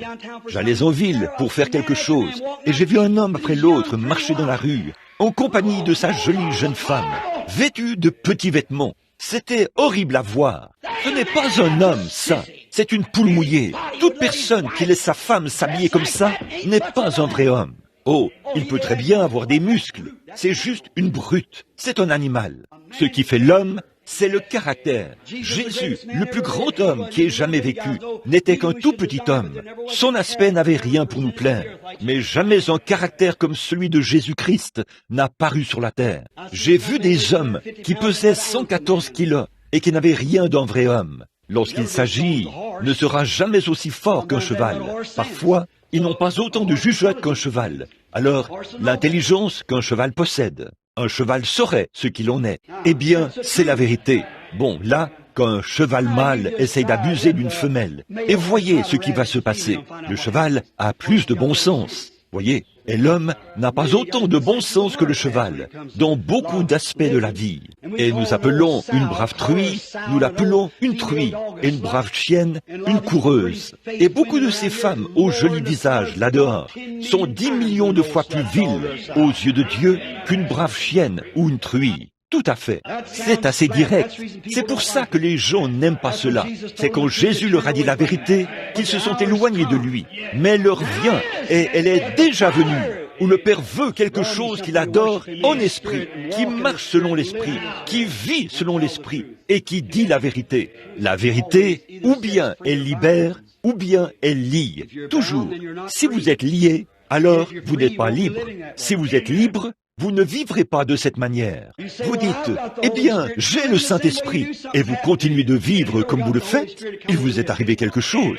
Vous n'avez jamais reçu ce Saint-Esprit qui est venu le jour de la Pentecôte. Cela vous aurait changé. Je ne crois pas au parler en langue. Je ne crois pas à la guérison divine. Je ne crois pas à ces choses. Alors, vous n'avez jamais reçu le Saint-Esprit qui est descendu à la Pentecôte. Certainement pas. Comment avez-vous été baptisé? J'ai été baptisé. Comment? Au nom du Père, du Fils et du Saint-Esprit? Ce n'est pas étonnant que vous agissiez comme vous le faites. Voyez, Paul a dit, avez-vous reçu le Saint-Esprit après avoir cru? Ils ont dit, nous avons déjà cru. Nous sommes baptistes. Acte 19. Voyez si ce n'est pas vrai. Nous sommes baptistes. Nous avons été baptisés par Jean. Il a dit, le même homme qui a baptisé Jésus, il a dit, cela ne marchera pas. Il a dit, il faut que vous veniez vous faire rebaptiser. Si jamais vous voulez recevoir le Saint-Esprit, il se peut que vous receviez quelque chose qui y ressemble, quelque chose qui agit un peu comme lui. Mais ce n'est pas la vraie chose. Parce que vous devez venir vous faire baptiser au nom de Jésus-Christ. Et une fois qu'ils l'ont fait, il leur a imposé les mains. Et ensuite, le Saint-Esprit est venu sur eux. Ils pensaient qu'ils l'avaient. Et je veux préciser, ce frère qui était ici, à l'église, ou peu importe où c'était, qui a dit que le texte grec original ne dit pas « vous recevez le Saint-Esprit quand vous croyez ». Il a dit que c'est ce que dit le texte grec. Je veux que vous sachiez que c'est faux. C'est une erreur. Ni même le grec, ni l'hébreu, ni même l'araméen. Cela dit, avez-vous reçu le Saint-Esprit après avoir cru? Pas quand vous croyez. Alors celui qui a dit cela, vous ne savez vraiment pas de quoi vous parlez, frère. Voyez? Non, monsieur. Vous recevez le Saint-Esprit après avoir cru. Pas quand vous croyez. Le Saint-Esprit est un don de Dieu qui vient sur vous, qui vous change et vous rend complètement différent de ce qu'est le monde et de ce que sont les autres. Vous êtes différent. Vous n'avez pas besoin de vous habiller différemment. Vous n'avez pas besoin de porter un faux col et une longue robe. Vous vivez différemment. Vous agissez différemment. La puissance de Dieu vous accompagne. Les gens savent. Vous êtes marqués partout où vous allez. Très bien. Dieu connaît les siens. Il marque les siens. C'est ça. Mais vous devez venir à la vérité. Voyez? Qu'est-ce qu'il y avait dans ce Samson? Un coureur de jupons? Certainement. Il était arrogant, désobéissant à l'égard de son père et de sa mère. Il lui avait dit de ne pas aller là-bas chez cette femme, cette Jézabel. Mais il n'a pas voulu les écouter. Qu'en était-il? Samson avait de la force. Maintenant écoutez, Samson était disposé à soumettre sa force. Samson a donné sa force à Dieu, mais il a donné son cœur à Delilah. Et il en est ainsi aujourd'hui. Bon, beaucoup d'hommes iront dans un séminaire pour apprendre. Oh, des géants intellectuels. Ils apprendront tout le grec et tout le reste. Mais pour ce qui est de la vérité, il donnera la force de son instruction au Seigneur. Oui, mais il donnera son cœur à l'Église et non à Dieu. Voilà ce qui ne va pas chez les gens aujourd'hui. Ils veulent suivre leur credo. Ils ne veulent pas de la réalité du Saint-Esprit. Ils ne veulent pas se conduire différemment de la manière dont ils le font toujours. Mais quand vous devenez chrétien, vous êtes une personne acquise, un sacerdoce royal, une nation étrange, un peuple bizarre. Vous faites des choses bizarres et des choses étranges, des choses qui sont inconvenantes pour le monde. Et quand vous êtes dans le monde, vous êtes inconvenant à l'égard de Dieu. L'un est l'inverse de l'autre. L'un vous fait agir comme on le fait au ciel. L'autre vous fait agir comme on le fait sur la terre. Et les gens veulent agir comme on le fait sur la terre, puis continuer ainsi et dire qu'ils vont au ciel. Mais quelle déception ce sera. Jésus a dit, beaucoup viendront à moi en ce jour-là. Ils seront des dizaines de millions de personnes à se tenir là et à dire, j'ai fait partie de ceci et j'ai fait ceci. Il a dit, retirez-vous de moi, vous tous, ouvriers d'iniquité, vous servez des credos. Si vous étiez conduits par l'Esprit, tous les fils et les filles de Dieu sont conduits par l'Esprit de Dieu. Ils agissent par l'Esprit. Ils sont bizarres, étranges. Ils s'en tiennent strictement et chacun de leurs actes est conforme à la Bible. Ils s'en tiennent, toute leur doctrine est tout à fait conforme à la Bible. Ils ne dévient pas d'un iota. Là où la Bible dit quelque chose, ils marchent exactement sur cette voie. S'ils s'arrêtent un instant, c'est qu'ils essaient d'étudier pour voir quelle direction prendre. Puis le Saint-Esprit leur donne la révélation. Et cet homme continue à avancer. Et il fait la même chose. Il suit les mêmes règles. Il pose le même fondement. Le même Dieu vient sur lui. Et les mêmes prodiges, les mêmes miracles, et les mêmes signes qui l'accompagnaient l'accompagnent. Il a dit, si vous ne pouvez pas me croire, moi qui suis un homme, croyez les œuvres que je fais. Croyez-moi, si je ne fais pas les œuvres de mon Père, alors ne me croyez pas. Vous voyez, il y a des œuvres qui accompagnent cette foi. Montre-moi tes œuvres sans ta foi, et je te montrerai mes œuvres par ma foi, a dit Paul. Voyez? Alors, qu'est-ce qu'il y avait dans Samson? Il n'a pas voulu abandonner son cœur. Aujourd'hui, les hommes pensent plus à leur credo et les gens pensent plus à leur credo. Eh bien là, je ne parle pas du tout contre les églises. Je parle de la Pentecôte. Et cette église tend vers la Pentecôte. Elle n'est pas une organisation pentecôtiste. Nous n'appartenons à aucune organisation. Nous n'en avons jamais eu l'intention. Nous appartenons à Christ, c'est vrai. Ainsi donc, la Pentecôte n'est pas une organisation. La Pentecôte est une expérience que les gens reçoivent. Les méthodistes la reçoivent. Les catholiques la reçoivent. Les baptistes la reçoivent. N'importe qui peut la recevoir. Mais c'est une expérience. Et il y en a des milliers et des milliers qui se disent pentecôtistes, mais qui ne savent même pas ce qu'est le premier message de la Pentecôte. Pour pouvoir prendre un bon départ, vous devez vous appuyer sur le bon fondement. Vous devez vous appuyer sur le fondement de la Pentecôte. Le fondement de la Pentecôte, qu'est-ce que c'est? Quand l'inauguration de l'Église a eu lieu le jour de la Pentecôte, quand on les a vus parler en langue, et que la Vierge Marie était là, à se conduire comme si elle était ivre, et que tous les autres titubaient comme ça, ils ont dit, « Quoi? C'est quoi ça? Sont-ils tous ivres ?» Pierre a dit, « Ces gens ne sont pas ivres, comme vous le supposez, car c'est la 3e heure du jour. C'est ici ce qui était dit sur le plan, là-bas, sur la carte routière. C'est ici ce qu'a dit la carte routière. Joël a dit que nous en arriverions à ceci, que nous en arriverions à ce carrefour, dans les derniers jours, les 2 derniers jours. Les derniers 2000 ans, dit Dieu, je répandrai de mon esprit sur toute chair. Vos fils et vos filles prophétiseront, oui, sur mes servantes et mes serviteurs. Vos jeunes gens auront des visions, vos vieillards auront des songes. Je ferai paraître des prodiges et des signes en haut dans les cieux et des choses semblables. Ils ont dit, que pouvons-nous faire pour recevoir ceci? Quel genre de fondement vas-tu poser, Pierre? C'est toi qui as les clés du ciel. Il a dit, repentez-vous, chacun de vous, et soyez baptisés au nom de Jésus-Christ pour la rémission de vos péchés. Et vous recevrez ce même Saint-Esprit. La promesse est pour toutes les générations qui viendront par la suite, pour vos enfants et pour tous ceux qui sont au loin, en aussi grand nombre que le Seigneur notre Dieu les appellera. Voilà le fondement. Vous voyez, ils viendront donner ils iront à l'école. Les garçons iront à l'école pour apprendre à devenir des ministres. C'est très bien. Je n'ai rien contre le fait d'apprendre à être un ministre. Mais on ne peut pas apprendre à être un ministre. Être un ministre, ce don, c'est un don de Dieu. Les apôtres étaient intelligents et très instruits, autant qu'ils pouvaient l'être. Et pourtant, Jésus, il ne l'était pas. Mais il ne leur a quand même pas permis de prêcher avant qu'ils aient reçu le Saint-Esprit. Et quand ils ont reçu le Saint-Esprit, bon, si vous allez dans un séminaire et que l'expérience qu'ils ont reçue à la Pentecôte vient sur vous, Amen. Mais si vous sortez de là avec des conceptions intellectuelles et, une maîtrise en grec, et une maîtrise en art, et toutes ces choses, une licence, et toutes ces autres choses, si vous sortez de là avec ces diplômes, vous ne faites que donner la force de votre instruction. Ce qu'il faut faire, c'est donner votre cœur à Dieu. Dieu veut votre cœur. Oui, monsieur, il a donné sa force, pas son cœur. Oui, monsieur. Dieu ne peut utiliser que ce que nous lui donnons. Maintenant, beaucoup d'entre vous diront, le dimanche matin, je vais donner 15 minutes. Si votre prédication va au-delà de cette durée, je vais devoir me lever et rentrer chez moi. Eh bien, vous avez 15 minutes le dimanche matin. Voilà ce que vous donnez à Dieu. Certains d'entre eux ont dit, je peux peut-être endurer une demi-heure. Je ne sais pas comment j'y arriverai. Eh bien, vous voyez, c'est ça que vous obtenez. 15 minutes, une demi-heure. Voyez, que pouvez-vous donner? Dieu prendra ce que vous donnerez, mais Dieu vous veut entièrement. Il veut chaque parcelle de vous. Il veut tout. Il veut tout ce que vous êtes. Il veut votre vie. Il veut votre témoignage. Il veut chaque minute de votre vie.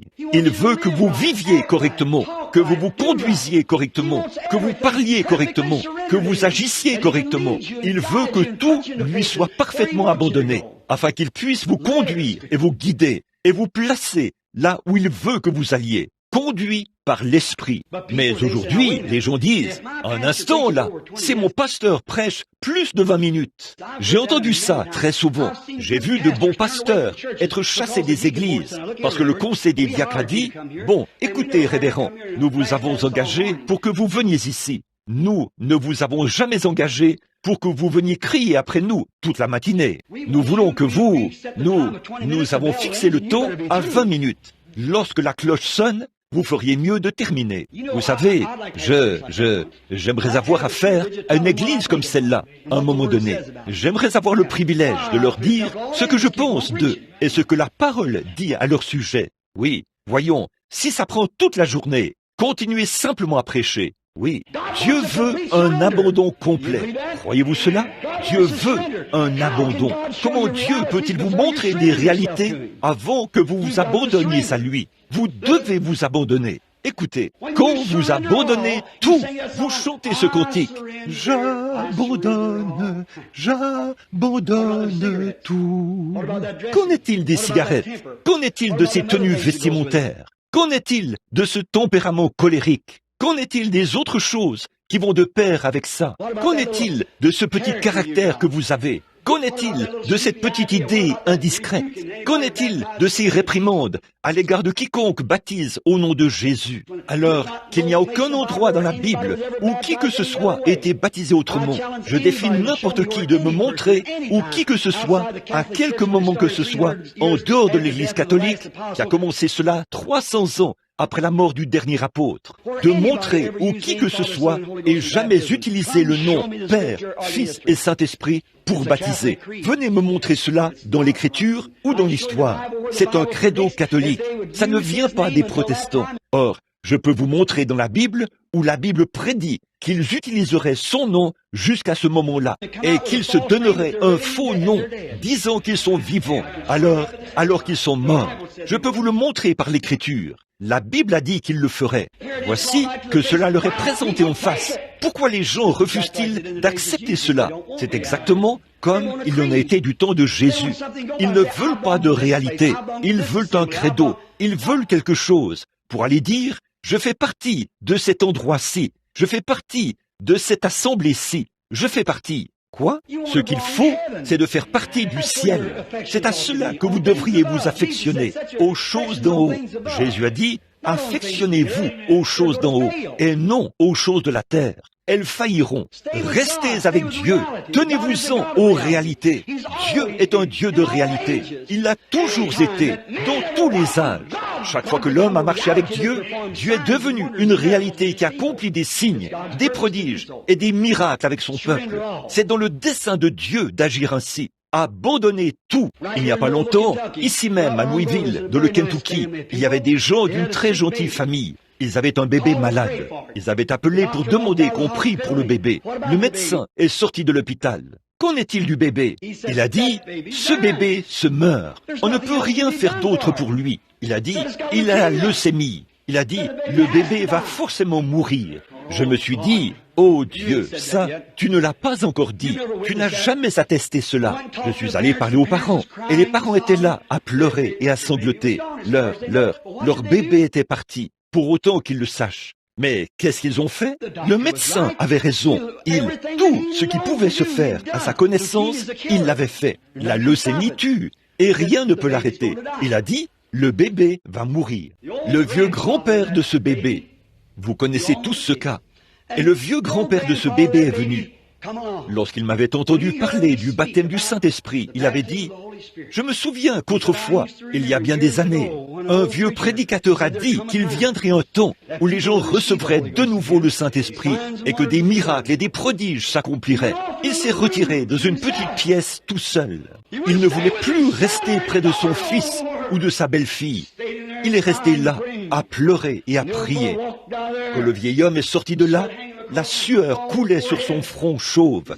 Ses yeux brillaient. Il a dit, « Ce bébé vivra. » On a dit, « Quoi ?» Il a dit, « Docteur, je vous respecte en tant qu'homme de science. Je vous respecte et je respecte l'intelligence que vous avez acquise par la recherche médicale. Mais, a-t-il dit, j'ai prié et j'ai prié et j'ai prié au point que j'ai abandonné tout ce que j'avais à abandonner. Et le Saint-Esprit a dit, le bébé vivra. Et il a vécu. Pourquoi ? Il avait abandonné tout ce qu'il avait. Dieu s'est emparé de lui et a pu lui parler. Une fois qu'il était prêt à tout abandonner, c'est ce qui nous manque. Vous ne voulez pas abandonner vos habitudes. Vous ne voulez pas abandonner vos associations. Vous ne voulez pas abandonner le petit clan auquel vous appartenez. Vous ne voulez pas abandonner de votre temps. Vous devez faire ceci, cela, autre chose, au lieu de prier. Vous ne voulez pas abandonner des choses à Dieu. Dieu veut que vous vous abandonniez. En terminant, je veux dire ceci. J'ai encore beaucoup d'autres choses ici que j'aimerais dire, mais je n'en ai pas le temps. Dieu veut un abandon complet. Une fois que vous aurez tout abandonné, alors vous verrez que ce dont je parle est la vérité. Vous dites, on va me mettre à la porte de mon église. On ne va pas me permettre de prêcher. Qu'est-ce que ça peut bien faire ? C'est une organisation scientifique. Ce dont nous parlons, c'est de marcher selon l'Esprit. Dieu est une réalité. Et si Moïse avait dit, « Attends un peu, j'ai été instruit en Égypte, et on m'a appris la maîtrise de toutes ces choses, les magiciens, et ainsi de suite. Je peux enseigner des stratagèmes à ces Égyptiens. Je peux leur enseigner la psychologie. Je peux leur enseigner les principes de beaucoup de choses. Je suis un maître en la matière. » Mais il a dû oublier tout ce qu'il avait appris jusque-là. Et Dieu a arraché tout cela de lui. Il lui a fallu 40 ans pour le faire. Mais lorsqu'il a rencontré Dieu face à face, il a su qu'un Dieu vivant existait. Il l'a vu dans le buisson ardent et il lui a parlé. Il est allé là-bas et a fait le travail tout seul. Il n'avait pas besoin d'avoir une armée. Il y est allé, juste lui et Dieu. Il a suivi la carte routière. Il avait la puissance de Dieu. Il avait la promesse de Dieu. Il avait l'Esprit de Dieu. Il n'avait plus besoin de son éthique à lui ou de son instruction. Quand Jésus était ici sur terre, il a dû chercher de nouveau pour trouver un homme. Il est allé vers les gens de la haute société, les gens instruits et les intellectuels. A-t-il pu trouver quelqu'un? Non, monsieur. Ils l'ont appelé Belzébul, le diable. Il n'a pas pu en trouver un seul qui le suivrait. Qu'est-ce qu'il a fait? Il a dû prendre le meilleur qu'il pouvait trouver. N'est-ce pas lamentable? J'ai souvent pensé, écoutez, nous terminons, Église, écoutez ces remarques. J'ai souvent pensé pourquoi? Combien nous nous sommes privés, combien nous avons privé Dieu de son plan. En ne lui abandonnons pas complètement notre vie, en ne lui abandonnons pas tout ce que nous avons. Combien nous avons refusé son programme. Combien nous avons traîné et l'avons fait attendre et attendre et attendre, alors qu'il essayait de trouver quelqu'un à travers qui il puisse agir. Il essayait de trouver quelque part un homme en qui il pourrait mettre sa confiance. Un homme qui abandonnerait tout. Venez vers Dieu d'une manière sensée et raisonnable. Dites, Père, me voici, peu m'importe, je suivrai l'Écriture, le plan, peu m'importe ce que n'importe qui d'autre peut dire, je m'en tiendrai à cela. Et soyez vraiment sincères. Peu m'importe ce qu'il m'en coûtera, Seigneur. Je ne suis rien au départ, mais je veux que tu me conduises et que le Saint-Esprit qui a écrit cette Bible et qui a fait ces promesses confirme cela à travers ma vie. Je sens que tu me conduis dans cette direction.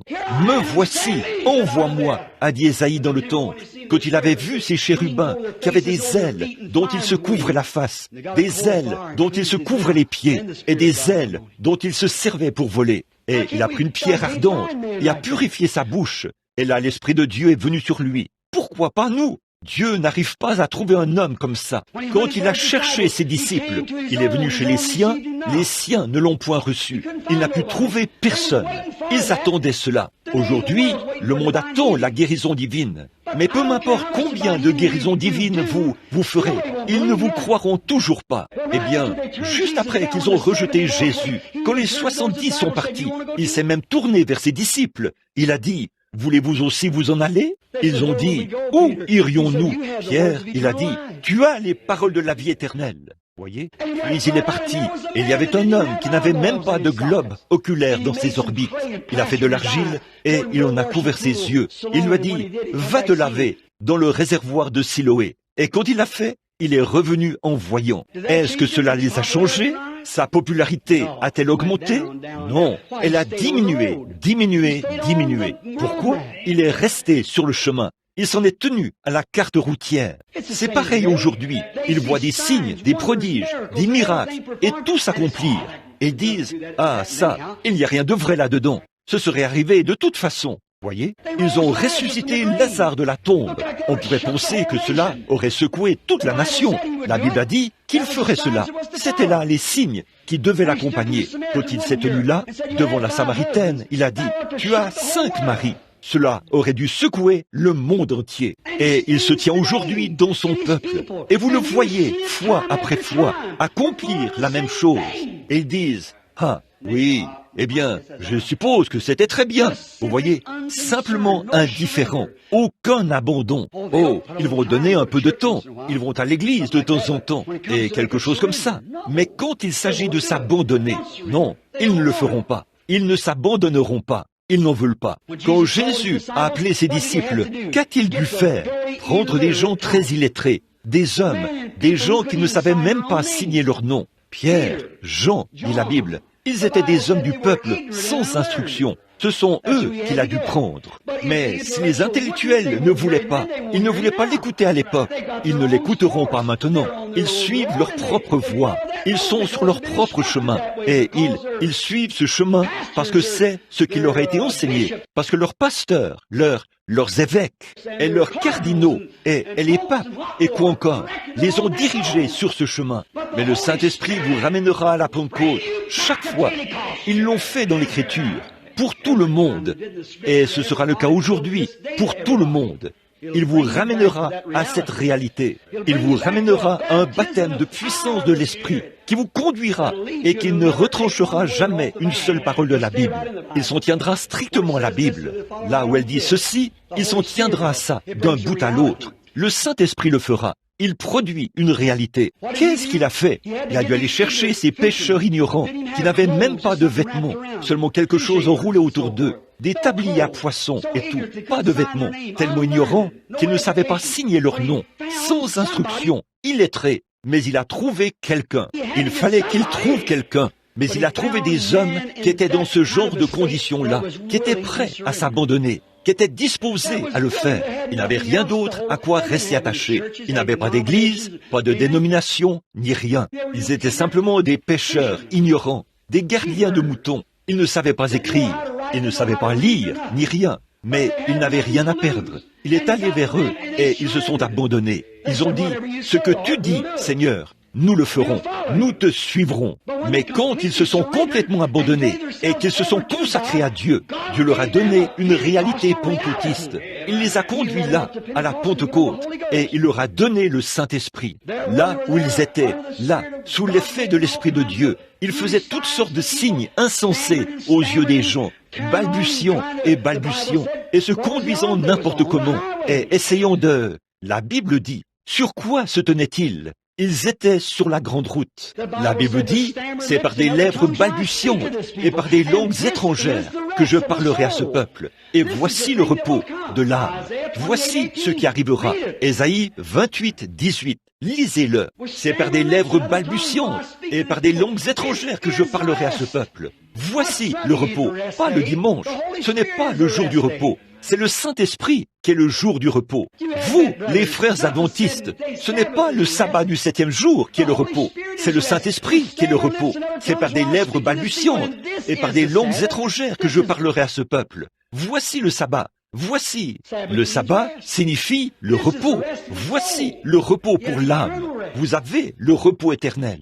Comme Dieu, quand il a créé le monde, le 7e jour, il s'est reposé après cela. Il s'est reposé. Il a continué à se reposer. Quand nous entrons en Dieu, nous nous reposons tout le temps, pas d'un dimanche à l'autre.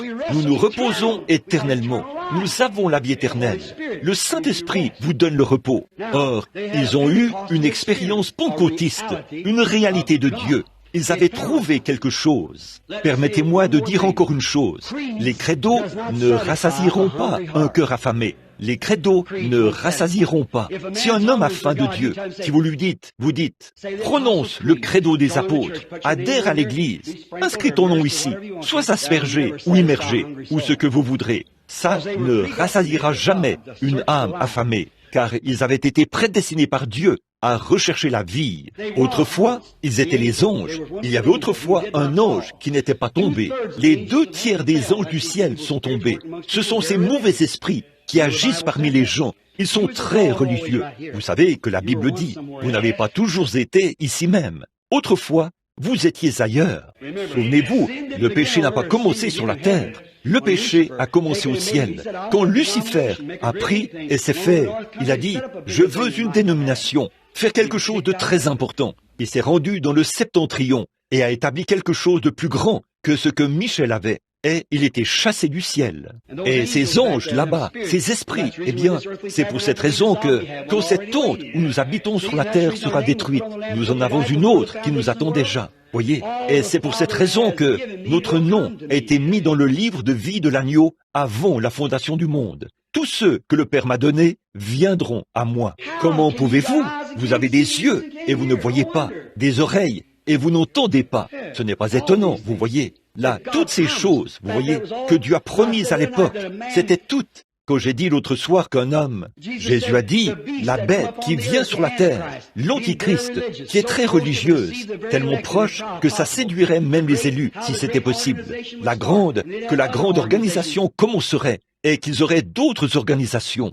La vieille mère prostituée, elle avait des petites filles, c'était des prostituées qui en étaient sorties, des organisations. Il a dit, et il séduirait presque le monde entier, et séduirait même les élus, si c'était possible. Mais ce n'est pas possible. Leurs noms ont été mis sur l'agneau. Ceux qu'il a connus d'avance, il les a appelés. Ceux qu'il a appelés, il les a justifiés. Et ceux qu'il a justifiés, il les a glorifiés. Donc, il n'y en a plus après, voyez-vous. C'est vrai, vous ne pouvez pas venir à moins que Dieu ne vous appelle. Cela ne dépend ni de celui qui veut, ni de celui qui court, mais de Dieu qui fait miséricorde. C'est exact, c'est ce que l'Écriture dit que c'est. Alors, ils ne veulent pas entendre cela. Pourquoi? Ils sont dans les ténèbres. Ils veulent suivre un credo. Je suis aussi bon que toi. On ne dit rien au sujet de la bonté. Personne n'est bon. C'est Dieu qui est bon. Vous voyez? Mais êtes-vous prêt à vous abandonner à lui? C'est ce à quoi je pense. Êtes-vous prêt à vous abandonner? Voyez? Ça ne rassasiera pas une âme affamée. Écoutez, quand Paul, combien savent qu'il était un théologien, mais c'était un géant intellectuel. Il avait été sous les enseignements de Gamaliel, l'un des meilleurs théologiens de l'époque. Mais qu'a-t-il dit quand il est venu vers l'Église? Lisez 2 Corinthiens 2:4. Dans 2 Corinthiens 2:4, il a dit, « Je ne suis pas allé chez vous avec des paroles enchanteresses, la sagesse des hommes de ce monde. Car si je l'avais fait, votre confiance serait fondée sur la sagesse des hommes, les organisations, les dénominations. Mais je suis allé chez vous de la puissance du Saint-Esprit, les démonstrations. » Une démonstration de quoi? Il opérait des signes et des prodiges par le Saint-Esprit. Je suis allé chez vous afin que votre confiance, que votre foi ne repose pas sur la sagesse d'une grande dénomination, d'une église quelconque, mais afin qu'elle repose sur la puissance du Saint-Esprit et sur la résurrection de Jésus-Christ. Le plus grand théologien qui ait jamais vécu a dit qu'il a dû oublier tout ce qu'il avait connu afin de trouver Christ. Et il a dit, je ne prêche pas les choses intellectuelles, je prêche la simplicité de la conduite du Saint-Esprit, et je vais chez vous en prêchant cela. Il a dit, je pourrais prêcher autrement, mais, a-t-il dit, mes œuvres, et mes œuvres, ce n'est pas de prêcher comme ça. Maintenant, nous allons voir si nous ne pouvons pas en avoir 1 million de plus, en 34, 44, ou ce que c'est, leur slogan. Nous aurons tant de membres qui se joindront à nous cette année. Il a dit, je pourrais faire ça. J'ai été impliqué dans cela tellement longtemps, mais je m'en suis éloigné. Je suis allé chez vous, non pas avec les paroles enchanteresses et empoulées d'un théologien, mais je suis allé chez vous avec la puissance et les démonstrations du Saint-Esprit, afin que votre foi soit bâtie sur le Saint-Esprit et non sur la sagesse des hommes. Oh là là! Dieu qui cherche de tels hommes. Aujourd'hui, Dieu cherche des hommes sur qui il peut mettre la main comme ça. Il n'y a pas longtemps, à Londres, en Angleterre, je faisais une petite promenade. Et l'Angleterre, les îles britanniques, elles sont tellement peuplées. En Angleterre, on ne peut pratiquement pas trouver d'endroit, à peine, où il n'y a pas une maison. Et ils cultivent l'heure, comme en Allemagne, et ainsi de suite là-bas. Ce sont de vieux pays, et le sol s'est appauvri.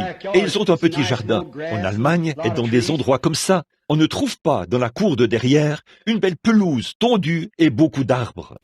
On y trouve des tomates, des haricots, des pommes de terre, quelque chose à manger. Il le faut. Et le terrain est tellement occupé que le petit soldat anglais qui me faisait visiter, nous sommes montés au sommet de la colline, frère Baxter et moi et ce garçon-là. Nous sommes arrivés à un endroit qui était magnifique. Il y avait des arbres et de l'herbe verte et tout. Je me suis dit, quel endroit magnifique. J'ai dit à cet Anglais, j'ai dit, monsieur, j'aimerais vous poser une question. Je vois que votre île ici est tellement peuplée. Pourquoi ce grand espace ici, de plusieurs acres, un endroit magnifique, avec des arbres, une vallée et tout, comme ça? Pourquoi délaisseriez-vous cela et que personne ne construirait une maison ici? Il a dit, révérend, je veux dire ceci. Il y a environ 200 ans, une épidémie de fièvre bilieuse s'est répandue ici en Angleterre. Et il a dit, il n'avait pas de sérum, et les gens mouraient comme des mouches. Il a dit, les chariots, m'a-t-on dit, allaient et venaient jour et nuit. Ils ne pouvaient même pas enterrer les gens. Les membres du clergé venaient ici, de temps en temps. Ils levaient les mains et ils priaient. Puis ils repartaient. Ils ont tous jeté dans cette vallée-ci. Ils ne pouvaient même pas les enterrer. Il a dit, ils mouraient, et ils mouraient, si bien que des milliers d'enfants, d'adultes, d'adolescents et tout sont morts. Et ils les ont simplement emmenés là-bas, et ensuite, ils ont simplement pris de la terre et l'ont répandu sur eux, quand le fléau a cessé. Et il a dit, vous savez quoi? Il a dit, à partir de ce jour-là, jusqu'à aujourd'hui, l'Anglais est tellement déterminé à ne pas s'installer là où une chose pareille est arrivée. Il ne s'installera pas sur des choses comme « il n'établira jamais sa maison dans un endroit où la mort s'est trouvée ». Comme ça, je me suis tenu là un moment et j'ai réfléchi. Inutile de lui dire. Il n'aurait pas compris. Mais comment est-ce possible qu'une personne fasse face à ces choses avec tant de sincérité qu'il y a 200 ans, la fièvre bilieuse a touché ce sol-là, mais que vous êtes tellement méfiant et que ce qui vous intéresse, c'est de vivre un peu plus longtemps et que vous pourriez attraper la fièvre bilieuse si jamais vous installiez votre maison là-bas. Et là, vous établirez votre destination éternelle sur un credo fait par un homme qui est mort il y a des centaines d'années, sur une théologie, la théologie d'une église qui était mise au rencard depuis des centaines d'années. Il n'y a rien, pas un mouvement de Dieu en eux et tout le reste. Et vous mettrez votre nom, votre credo et tout sur ces choses, et vous poursuivrez votre vie. Écoutez mon ami, ne faites surtout pas ça. Sur ce roc, je bâtirai mon église, et les portes du séjour des morts ne peuvent prévaloir contre elle. Vous ferez, vous aussi, les œuvres que je fais. Voici, je suis avec vous, et même en vous, tous les jours, jusqu'à la fin du monde. Jésus-Christ, le même hier, aujourd'hui et éternellement. Dieu est un Dieu de réalité. Ne vous contentez pas d'un credo, ne vous contentez pas d'une sensation. Prenez une réalité, prenez un vrai Dieu, quelque chose que Dieu est, un Dieu de réalité. Cela vous donne de l'assurance, cela vous donne de l'espérance, cela vous donne la foi, cela vous donne l'esprit, cela vous donne des signes, cela vous donne des prodiges. Cela agit en vous exactement comme cela l'a fait en Christ. En effet, c'était son but en venant, amener Dieu à l'homme et faire que Dieu et l'homme soient un. Mais nous avons pris des dénominations et nous l'avons chassé. Nous avons pris des credos et nous l'avons chassé. Et maintenant, nous sommes sur les voies de contournement ici. Mais il y a une véritable et authentique grande route et un chemin sur la grande route. Maintenant, à vous, les frères nazaréens, j'aimerais dire ceci. Vous dites, la grande route bénie. Mais ce n'était pas la grande route, si vous remarquez. Il a dit, il y a une grande route est une conjonction, est un chemin, et le chemin est sur la grande route. Ce ne sont pas tous ceux qui sont sur la grande route qui roulent, mais ce sont tous ceux qui sont sur le chemin qui roulent. Voyez, il y a une grande route et lisez Ésaïe 35. Il y a une grande route et un chemin. Voyez, la grande route a un centre, c'est le milieu de la route. Et au milieu de la route, c'est là. Et alors, quand la pluie arrive, elle s'évacue sur le côté, entraînant avec elle les saletés. Maintenant, si vous regardez bien, quand un homme est converti, il a les yeux fixés directement sur Christ. Maintenant, si vous ne faites pas attention, comme je le prêchais l'autre soir, comme quand Jacob et Ésaü sont nés, ils sont tous les deux nés d'un père saint et d'une mère sainte, mais ils étaient jumeaux. L'un d'eux, un homme charnel, religieux, il allait à l'église, et il était un homme bon, très bon. Jacob était un petit escroc, mais sa pensée était fixée sur une seule chose. Ce droit d'aînesse, c'est tout ce qui comptait pour lui, peu importe comment il devait l'obtenir. En effet, la Bible dit, il a été élu avant la fondation du monde, pour fixer ses regards sur cela. Et aujourd'hui, il y a des gens, peu m'importe combien de popularité ils doivent utiliser, combien ils doivent perdre, ou ce qu'ils doivent faire, ça ne change rien pour eux qu'on les traite de vieux jeux, peu importe ce qu'ils sont. Ils ont les yeux fixés sur Christ, parce qu'ils ont été élus pour la vie éternelle. Et ils s'installent directement là-dessus. Si cela leur coûte tout ce qu'ils ont, si cela leur coûte tout ce qu'ils possèdent, ils s'installent là. L'autre, c'est un homme dénominationnel. Il va à l'église et se sent aussi bien que les autres. Il rentre à la maison. Vous voyez, ça, c'est la vie d'Ésaü. Vous voyez, et l'autre, c'est une vie de Jacob. Bon. Voilà les deux côtés. Établissez-vous en Jésus-Christ. Soyez sûrs que c'est en lui. Comment entre-t-on en lui? Par une poignée de main? Par l'aspersion? Par quoi? Dans un seul esprit. 1 Corinthiens 12. Nous avons tous, en effet, été baptisés pour former un seul corps, un seul Saint-Esprit. Baptisés pour former un seul corps, où se trouvent 9 dons spirituels et 4 fonctions spirituelles. Là, dans ce seul corps. Là-dedans, Dieu a établi dans l'Église des apôtres, des prophètes, et ainsi de suite. Dans cette Église, là-dedans, il y a des dons de guérison, des miracles, le parler en langue, la sagesse, la connaissance. Voilà les choses, les signes qui accompagnent le croyant. Pourquoi accepteriez-vous ce que je ne comprends pas? C'est pourquoi les gens voudraient avoir des mauvaises herbes ecclésiastiques, alors que le rocher est plein de miel. Oh, je n'arrive pas à le comprendre. Courbons la tête. Aimeriez-vous qu'on se souvienne de vous dans la prière et dire « Dieu, donne-moi ce que mon cœur désire. J'aime le Seigneur Jésus. »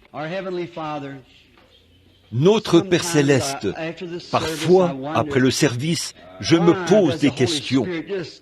Pourquoi le Saint-Esprit tape-t-il constamment sur l'Église? Comment le fait-il? Pourtant, les hommes qui sont loin de l'Esprit ne peuvent pas dire ce qu'ils veulent dire. Ils doivent dire ce que l'Esprit dit de dire.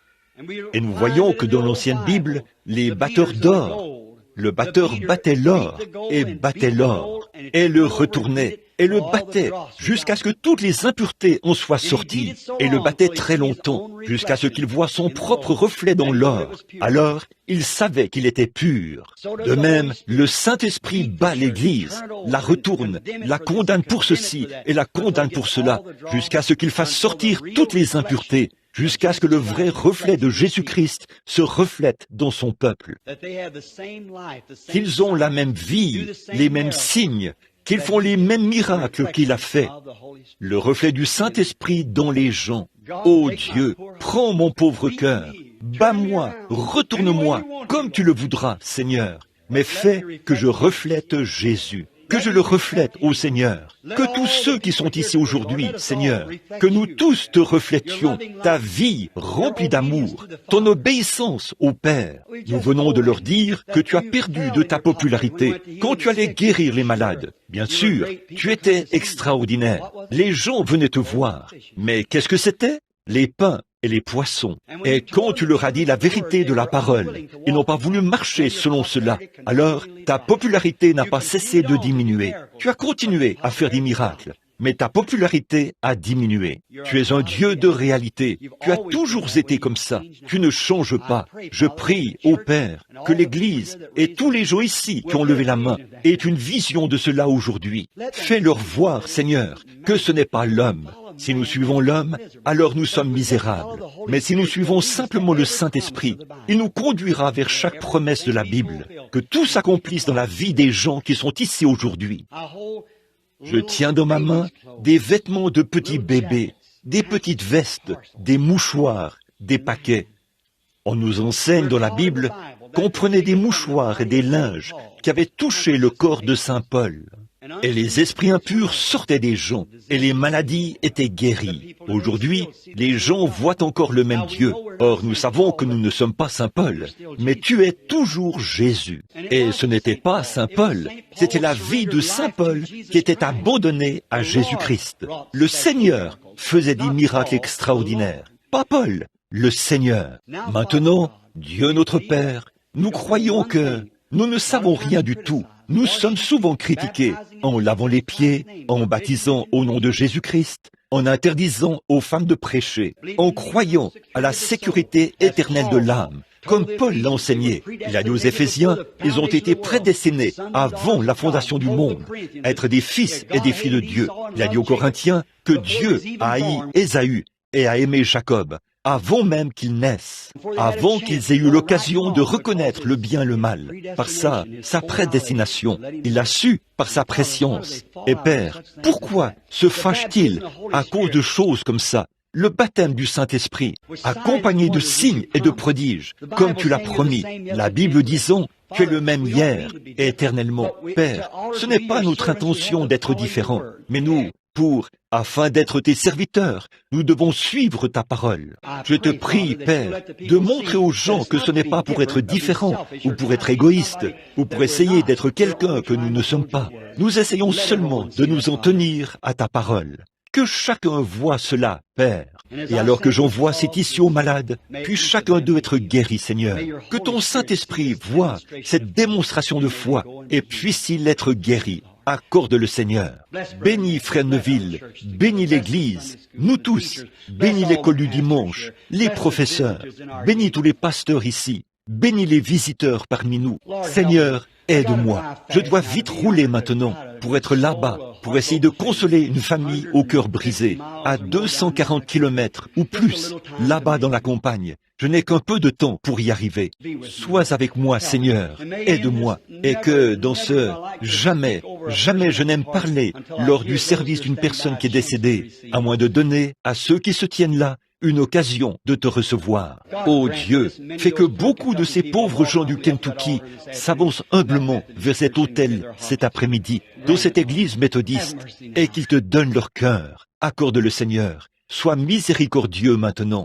Bénis-nous tous, guéris les malades et sauve les perdus. Nous le demandons au nom de Jésus. Amen. Je vais demander à Frère Neville de prendre le service pendant quelques minutes, là, pour continuer. Et je ne sais pas ce qu'il va faire à ce moment-ci. Priez tous pour moi, et je vous verrai plus tard. Que Dieu te bénisse, Frère Neville.